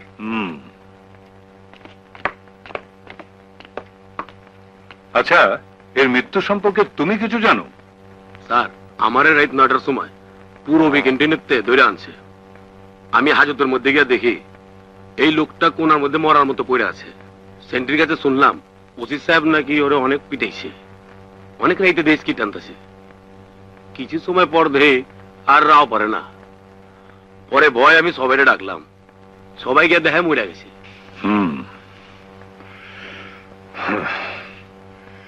জামান সাহেব, স্যার, কাঞ্চনকে সাসপেন্ড করে অ্যারেস্ট করুন। বলবীর, বল উন্নত মম শির, শির নেহারি আমারি নত শির ওই শিখর হিমাদ্রির। বলবীর, বল মহাবিশ্বের মহাকাশ ফাড়ি, চন্দ্র সূর্য গ্রহ তারা ছাড়ি, ভুলোক দুলোক গোলক ভেদিয়া, খোদার আসন আরশ ছেদিয়া, উঠিয়াছে চির বিস্ময় আমি বিশ্ববিধাত্রীর। আব্বু, তুমি কাঞ্চনের পোশাক খুলে নিতে পারলে? তুমি পারলে তাকে অ্যারেস্ট করতে? হ্যাঁ পারলাম, কারণ এটা ছিল আমার ডিউটি। এটা তোমার ডিউটি আব্বু, তোমার একমাত্র মেয়ে জামাইকে নির্দোষ প্রমাণ করে তাকে আবার চাকরিতে বহাল করা।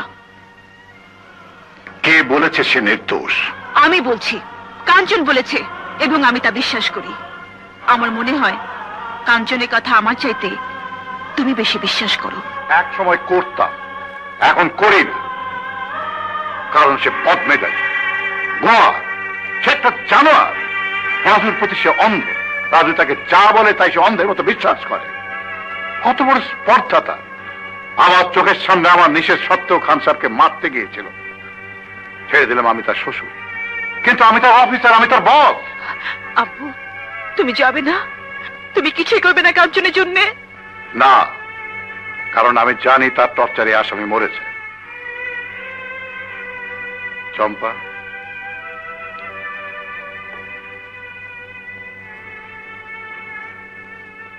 আমি সততার সাথে সারা জীবন চাকরি করেছি, কোনোদিন কারো কাছে মাথা নত করিনি, আজও পারবো না। আব্বু, হ্যাঁ হ্যাঁ, ধরেই নেইনি। সে অপরাধ করেছে বলে তার শাস্তি হয়েছে, হওয়া উচিত। আব্বু, তুমি আমাকে ল পড়িয়েছিলে। তোমার এককালে স্বপ্ন ছিল আমি বড় উকিল হই। স্বামীর চাকরি চলে গেছে, আজ আমাকে উপার্জনের পথ বেছে নিতে হবে। দোয়া করো আব্বু, তোমার স্বপ্ন যেন সফল হয়, আমি যেন বড় উকিল হতে পারি। আমার স্বামীর মামলা দিয়ে আমি আমার ওকালতে জীবন শুরু করব।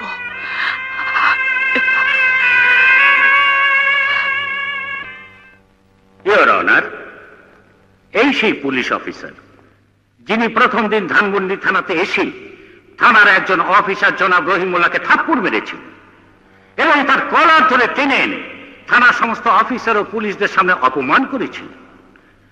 নিজের এলাকার বাইরে তেজগাঁও থানার এলাকার তেস্তরি বাজারের এক গলিতে একদিন নিরপরাধ শিবুকে প্রকাশ্যে নির্মমভাবে প্রহার করেছিল। এটা ছিল তার ক্ষমতার অপব্যবহার। আরো একদিনের ঘটনা, তারই শ্বশুর ডিসি জনাব জামান সাহেবের সামনে মারতে উদ্যত হয়েছিলেন এদেশের একজন বিশিষ্ট ব্যবসায়ী জনাব দেলোয়ার হোসেন খানকে। ইওর অনার, নিশ্চয়ই আইন শৃঙ্খলা রক্ষা করার জন্য এদেশের পুলিশ বাহিনীর হাতে অস্ত্র দেওয়া হয়। তারা যদি সেই অস্ত্রের জোরে একজন নিরীহ সাধারণ মানুষের উপর অত্যাচার করে, থানার মধ্যে আটকে নিরস্ত্র মানুষকে নির্মমভাবে নির্দয়ভাবে হত্যা করে, তাহলে এদেশের জনগণ কোথায় গিয়ে দাঁড়াবে? নূর ইসলাম রাজাবাজারের সামান্য একজন মুদি দোকানদার, তার স্ত্রী আজ বিধবা, দুটি মাসুম বাচ্চাকে নিয়ে সে আজ রাস্তায়। এই দায়িত্বহীন বদমেজাজি ঘুষখোর পুলিশ অফিসার থানা হাজতে নূর ইসলামকে পিটিয়ে হত্যা করেছে। এদেশে নিরীহ জনগণের পক্ষ থেকে মহামান্য আদালতের কাছে আমার আর্জি, নূর ইসলামকে হত্যার দায়ে দৃষ্টান্তমূলক শাস্তি প্রদান করে আইনের হাতকে শক্ত করুন। আইনের হাতকে শক্ত করুন। একটি স্বাধীন দেশের মেরুদণ্ড হলো সে দেশের আইন। আইন নাজুক হলে দেশের জনগণ আইনের প্রতি তাদের শ্রদ্ধা হারিয়ে ফেলবে। অতএব আইনের হাতকে শক্ত করুন, মজবুত করুন, নূর ইসলাম হত্যার বিচার করুন। ইওর অনার, নূর ইসলাম হত্যার বিচার করা যেমন মহামান্য আদালতের দায়িত্ব, তেমনি নূর ইসলামের সত্যিকারের হত্যাকারীকে খুঁজে বের করার দায়িত্ব মহামান্য আদালতের। নূর ইসলামের হত্যার সাথে জড়িত ব্যক্তিদের চিহ্নিত করার জন্য আমি পুলিশের ডেপুটি কমিশনার জনাব জামান সাহেবকে কিছু প্রশ্ন করতে চাই। পুলিশ ডেপুটি কমিশনার মিস্টার জামান।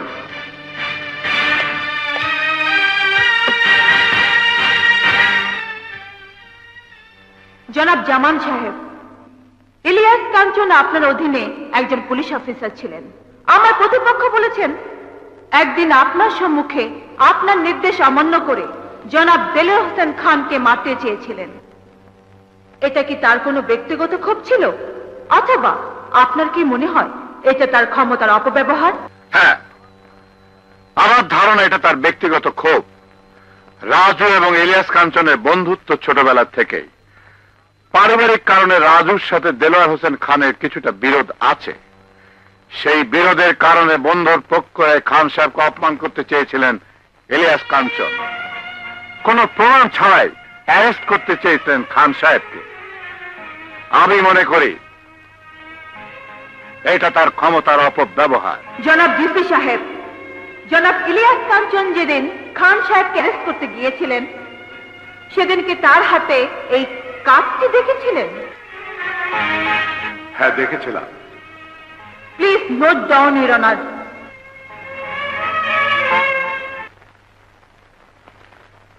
আচ্ছা কাবিলা, নূর ইসলাম যেদিন মারা যায় সেদিন রাত 8টার সময় আপনি ধানমন্ডি থানার সামনে একটা রেস্টুরেন্টে টাকা লেনদেন নিয়ে ফুলের মামা রশিদের সাথে গন্ডগোল করেছিলেন। জি। রশিদ ধানমন্ডি থানায় আসে এবং আপনার বিরুদ্ধে মামলা দায়ের করে। জি। মামলা করতে আসাকে ওই রেস্তোরাঁয় পুলিশ গিয়ে আপনাকে অ্যারেস্ট করা পর্যন্ত 2 ঘন্টা সময় লাগে। জি না। ইয়েস, কারণ থানায় ওই মামলার রেকর্ড আছে। মহামান্য আদালতের কাছে ওই মামলার এজাহার কপি প্রদান করা হলো। ইওর অনার, কাবিলাকে আমার প্রশ্ন করা শেষ। এবার আমাকে অনুমতি দিলে আমি এই মামলার আসল ঘটনাবলীর বিবরণ দিতে পারি। অনুমতি দেয়া হলো। ইওর অনার, এই মামলার নেপথ্য নায়ক প্রধান আসামি দেলোয়ার হোসেন খান একজন হিরোইন ব্যবসায়ী। অবজেকশন ইওর অনার, আমার প্রতিপক্ষ মামলার বিষয়বস্তু থেকে দূরে সরে যান। না না ইওর অনার, এটাই মামলার বিষয়বস্তু। দেলোয়ার হোসেন খান নতুন কায়দায় অবৈধ হিরোইন ব্যবসা করেন। খুচরা ভাবে হিরোইন বাজারে ছাড়ার জন্য তিনি এই কার্ড সিস্টেম চালু করেছিলেন। কার্ড বহনকারী দেখলেই তাকে হেরোইন দেওয়া হতো। ফুলের মৃত্যুর পরে তার কাছে ওই একই ধরনের একটি কার্ড পাওয়া যায়। ফুলি এই কার্ড সম্পর্কে ফাঁস করতে চেয়েছিল বলেই তাকে খান সাহেবের নির্দেশে খুন করা হয়। এই কার্ড সম্পর্কে রহস্য উদ্ঘাটন করার জন্য ওসি ইলিয়াস কাঞ্চন নূর ইসলামকে অ্যারেস্ট করেন এবং নূর ইসলামের নিকটেও একই ধরনের আরেকটি কার্ড পাওয়া যায়। 2টি কার্ডই আদালতে পেশ করা হলো।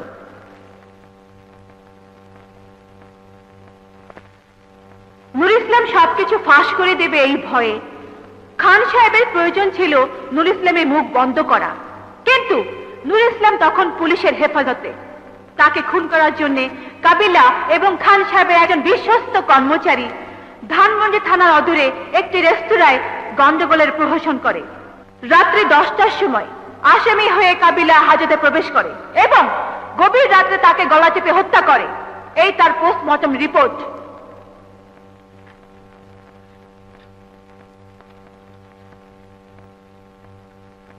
ইয়োর অনার, জনাব ইলিয়াস কাঞ্চন এবং রাজু এরা ছিলেন মুক্তিযোদ্ধা। দুজনের মধ্যে ছিল ঘনিষ্ঠ বন্ধুত্ব। এই একই উপজেলার বাসিন্দা দেলোয়ার হোসেন খান, তিনি ছিলেন রাজাকার। রাজাকারদের সাধারণ ক্ষমা ঘোষণা করা হয়েছিল তারা যেন সংশোধন হয়ে ভালো হয়, কিন্তু ইয়োর অনার, এটা খুবই দুঃখের বিষয়, দেলোয়ার হোসেন খান আজও ভালো হননি। আজও মনে প্রাণে এদেশের স্বাধীনতাকে মেনে নিতে পারেননি। তাই এখনো তিনি মুক্তিযোদ্ধাদের বিরুদ্ধে অনেক জঘন্য ষড়যন্ত্রে তার শিকার আজকে টেরর রাজু।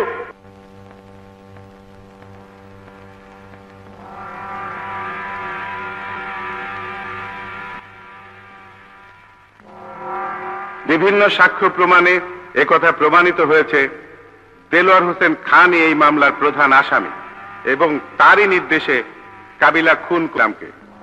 দেলোয়ার হোসেন খানকে পরবর্তী কোর্টে হাজির হওয়ার জন্য নির্দেশ দেওয়া হলো। বাংলাদেশ দণ্ডবিধির 302 ধারা মোতাবেক কাবিলাকে যাবজ্জীবন কারাদণ্ডে দণ্ডিত করা হলো।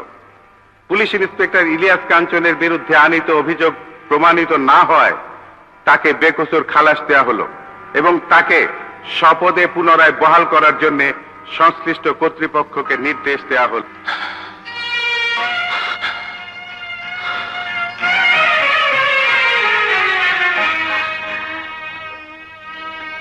ইয়োর অনার, আমি আর পোশাক পরতে চাই না। যেদিন আমি পুলিশের চাকরিতে যোগদান করি সেদিন শপথ নিয়েছিলাম কোনো অন্যায়কে আমি প্রশ্রয় দেব না। আমি দেশের কাছে দিয়ে আমার প্রতিশ্রুতি আমি রক্ষা করতে পারিনি। আমি কথা দিচ্ছি, পোশাক না পরে একজন মুক্তিযোদ্ধা হিসাবে যে শপথ নিয়ে দেশ স্বাধীন করেছিলাম সেই শপথ অনুযায়ী আমি দেলোয়ার হোসেন খানকে নির্ধারিত তারিখে এই আদালতে হাজির করব।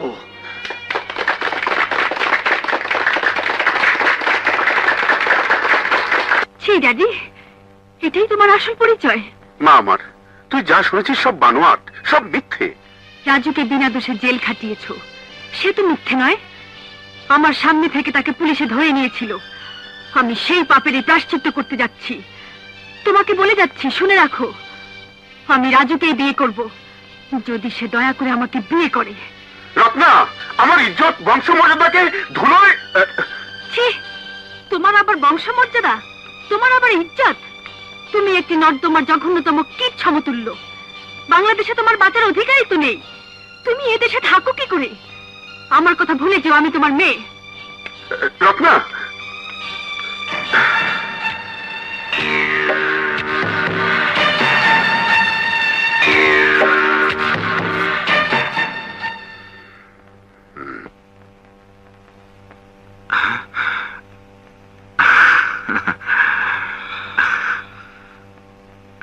আমার কাছে আপনাদের কোনো প্রয়োজন আছে? হ্যাঁ আছে। আমি তোমাকে বিয়ে করতে এসেছি এবং এখানেই। হ্যাঁ রাজু, ও তোকে বিয়ে করতে এসেছে। আপনার সাথে আমার খুব একটা কথা না হলেও আমি আপনাকে চিনি। রত্না আমার বান্ধবী। ও আপনাকে তখনও ভালোবাসতো, আজও বাসছে।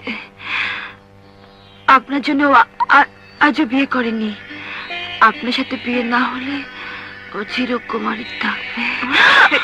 কাঞ্চন, কাঞ্চন, কি হলো তোমার? চম্পা, মাথাটা ঘুরে উঠলো। কাঞ্চন, ডাক্তার কাছে নিয়ে যা।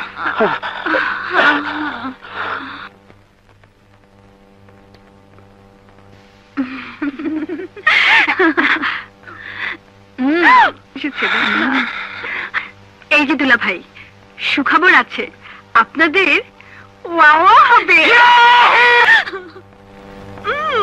ছাড়ো না। চম্পা, ওসে, এখন তোর চাকরিও নেই, পোশাকও নেই। তুই আর আমি সমান। ওই শালা! চুপ!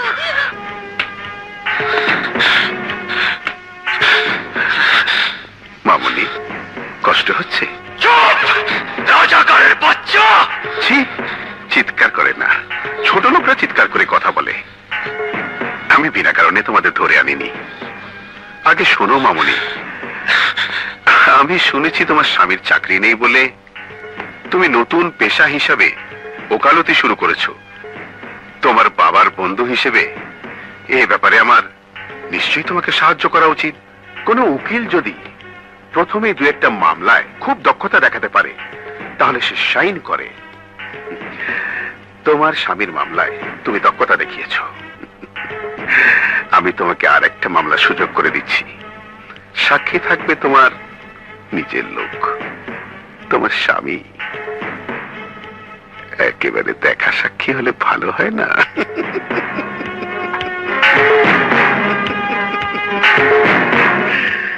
শিবু, ব্যবস্থা করো। রশিদ,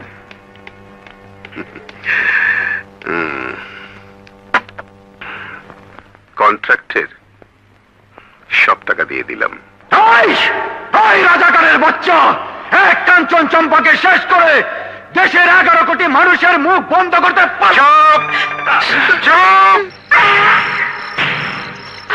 আগে পারবি না। ছেড়ে দে বলছিস, ছেড়ে দে। বাচ্চা, ছেড়ে দে বলছিস।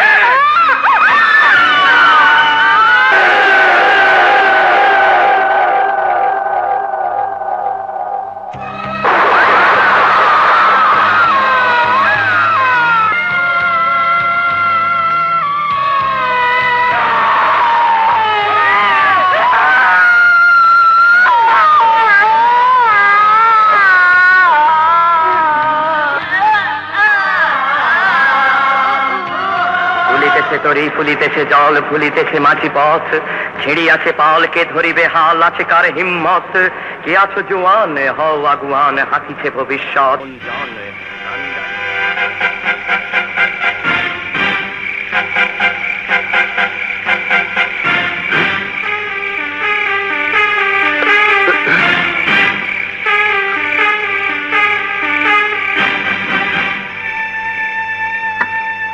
শিবু, শিবু, ওরা কই? রাস্তায় ফেলে দিয়েছি। মেরে ফেলেছো? মেরে ফেলানোর কন্ট্রাক্ট তো ছিল না, তবে যা হয়েছে মার্ডার কেসের জন্য রেডি থাকবে। মিরপুরের রাস্তায় ফেলে দিয়েছি, মারা যাওয়ার সম্ভাবনা 90%।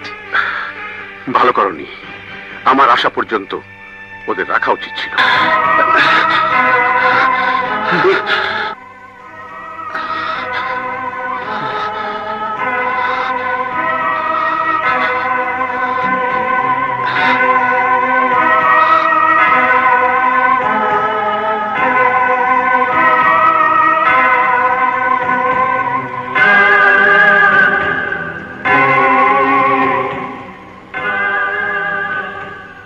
শুনুন,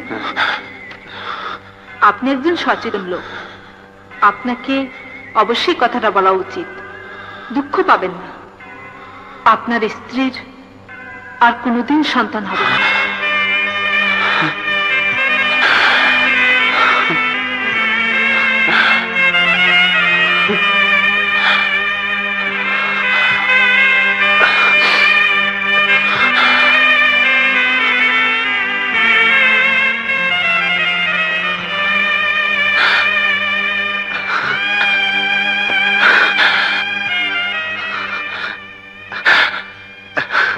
চম্পা, আমাদের দরকার নেই, আমাদের দরকার নেই বাচ্চার।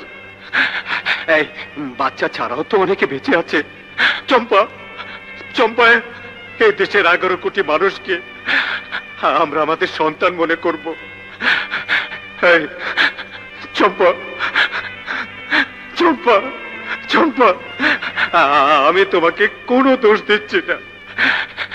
এই এই এই সবই তো আমার চোখের সামনে ঘটেছে। চম্পা, একটিবার কথা বলো, মুখ খোলো চম্পা, চম্পা, চম্পা একটিবার কথা বলো, মুখ খোলো চম্পা, একটিবার কথা বলো চম্পা।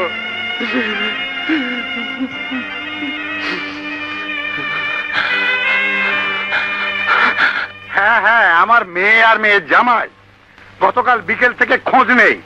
আপনি কন্ট্রোল রুম ডিএমপি সব থানায় জানিয়ে দিন।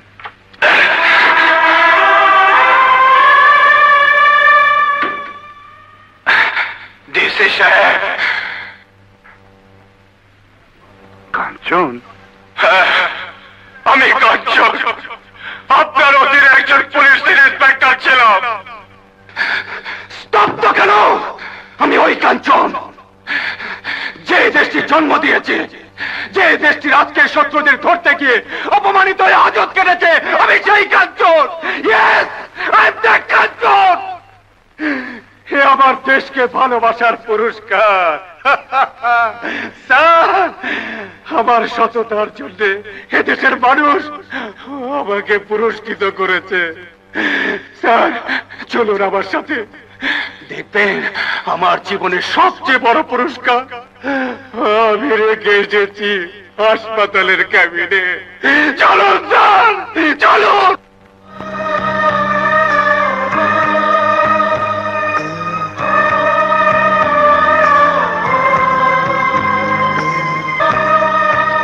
চম্পা, দেখো কে এসেছে। ছি চম্পা, তুমি এখনো ছেলে মানুষ থেকে গেলে। নামো, আপু এসেছে। চম্পা, চম্পা, চম্পা, চম্পা, চম্পা, চম্পা, চম্পা, চম্পা। সারা, আমার বউ কেন ফ্যানের হুকের সাথে ঝুলছে? এমনি করে ঝুলেছে তো 21 বছর আগে শত্রু সেনাদের অত্যাচারে। আজ কেন ঝুলবে? এই স্বপ্ন নিয়ে তো দেশ স্বাধীন করিনি, এর জন্য তো 30 লক্ষ মানুষ প্রাণ দেয়নি, এর জন্য তো আমার মা মরেনি, এর জন্য তো আমি আমার ভাইয়ের মুখে গুলি চালাইনি। স্যার, 21 বছর আগে একবার আমি নির্বংশ হয়েছিলাম, তখন সান্ত্বনা ছিল সবাই দেশের জন্য মরেছে, শহীদ হয়েছে। আজ আমি নির্বংশ হয়েছি, বলুন আজ কি সান্ত্বনা আমি দেব? স্যার, চুপ করে আছেন কেন? বলুন, জবাব দিন, জবাব দিন। কাঞ্চন, রশিদ, বস, আমার ঠ্যাং কাটতে আছে, আমি ঘামে যাচ্ছি। বাড়িটা অন্ধকার থাকবে, বাইরে থেকে তালা দিয়ে আটকে রাখবি। শিবু, কয়েকদিন ঢাকার বাইরে থাকো। জীবিত রেখে ভালো করনি, কারণ ও শ্বশুর ডিসি আর ও খুব সিরিয়াস।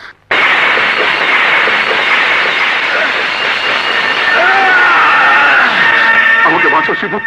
এই রাজাকারের বাচ্চা, এই দেখ, 71-এর মুক্তিযোদ্ধা আবার যুদ্ধ ঘোষণা করেছে।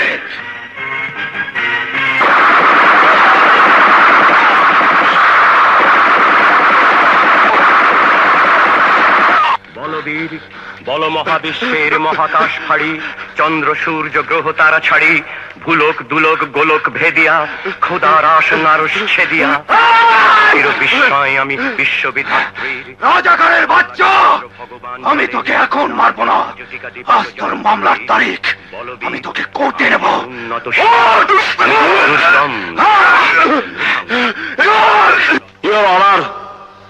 আমি যেদিন পৃথিবীতে জন্ম নিয়েছিলাম সেদিন নিশ্চয় আমি ডাকাত ছিলাম না, সেদিন নিশ্চয় আমি খুনি ছিলাম না, সেদিন নিশ্চয় আমি টেরর ছিলাম না। আজ আজ কেন আমি একজন দাগী আসামি, খুনি হিসাবে এই কাজ করায়? এই দেশ, এই সমাজ ব্যবস্থা আমাকে খুনি করেছে, আমাকে টেরর করেছে।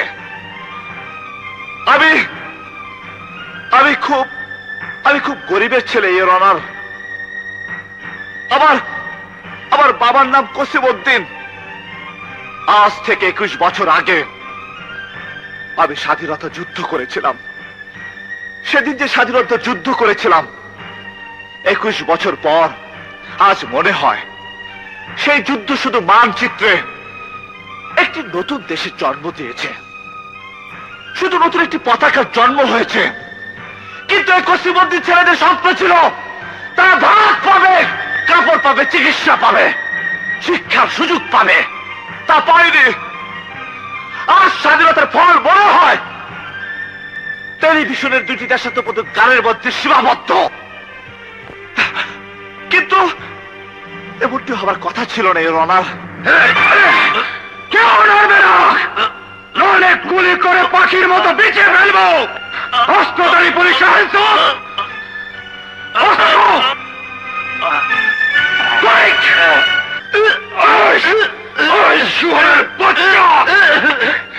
আপনি বসুন জয় সাহেব, খবরদার আর কেউ এক চুলো নড়বে না। এই ব্যক্তির আজ কোর্টে হাজির হওয়ার তারিখ ছিল। আমি বলেছিলাম আপনারা পারবেন না, আমি নিয়ে আসবো একজন মুক্তিযোদ্ধা হিসেবে, একজন সিপাহী হিসেবে। দেশের কাছে দেওয়া প্রতিশ্রুতি আমি রক্ষা করেছি। এই ব্যক্তি স্বাধীনতা যুদ্ধের সময় দেশের শত্রু রাজাকার ছিল। এই ব্যক্তি আন্তর্জাতিক চোরা কারবারিদের সাথে জড়িত, দেশের যুব সমাজকে ধ্বংস করার জন্য বিষাক্ত হিরোইন ব্যবসায়ীদের সাথে জড়িত। এই ব্যক্তির কুচক্রান্তে একজন দেশপ্রেমী মুক্তিযোদ্ধা আজ বিপদগামী। মিথ্যা মামলায় জড়িয়ে যে আদালতের কাঠগড়ায় দাঁড়িয়ে আপনার বিচারের অপেক্ষায়। এই ব্যক্তি গ্রামের একটি সহজ সরল নিষ্পাপ মেয়ে ফুলের জীবনকে করেছিল কলঙ্কিত। সেই ফুলিকে এরই নির্দেশে খুন করেছে কাবিলা। এরই নির্দেশে কাবিলা খুন করেছে থানা হাজতে নূর ইসলামকে। তার সর্বশেষ অপরাধ আমাকে করেছে নিঃসন্তান। সেই দুঃখে আমার স্ত্রী আজ গলায় ফাঁসি দিয়ে প্রাণের মুখের সাথে ঝুলছে। এত অপরাধের বিচারে নয় বলুন, বলুন। চুপ করে থাকবেন না, বলুন। নিশ্চয়ই ফাঁসি। কিন্তু আজ আদালত এখানে দুটি, একটি দেশের আইন সম্মত আদালত, আর একটি একজন মুক্তিযোদ্ধার আদালত। মুক্তিযোদ্ধার আদালতের রায় শুনুন। রাজু বেকসুর খালাস দেলোয়ার হোসেন খানের মৃত্যুদণ্ড। আপনার আদালত থেকে আমার আদালতের পার্থক্য হলো আপনার আদালতে আপিল করার সুযোগ আছে, আমার আদালতে তা নেই। আমি এক্ষুনি মৃত্যুদণ্ড কার্যকর করব। রত্না, তোমার স্বামীর কাছে যাও, যাও।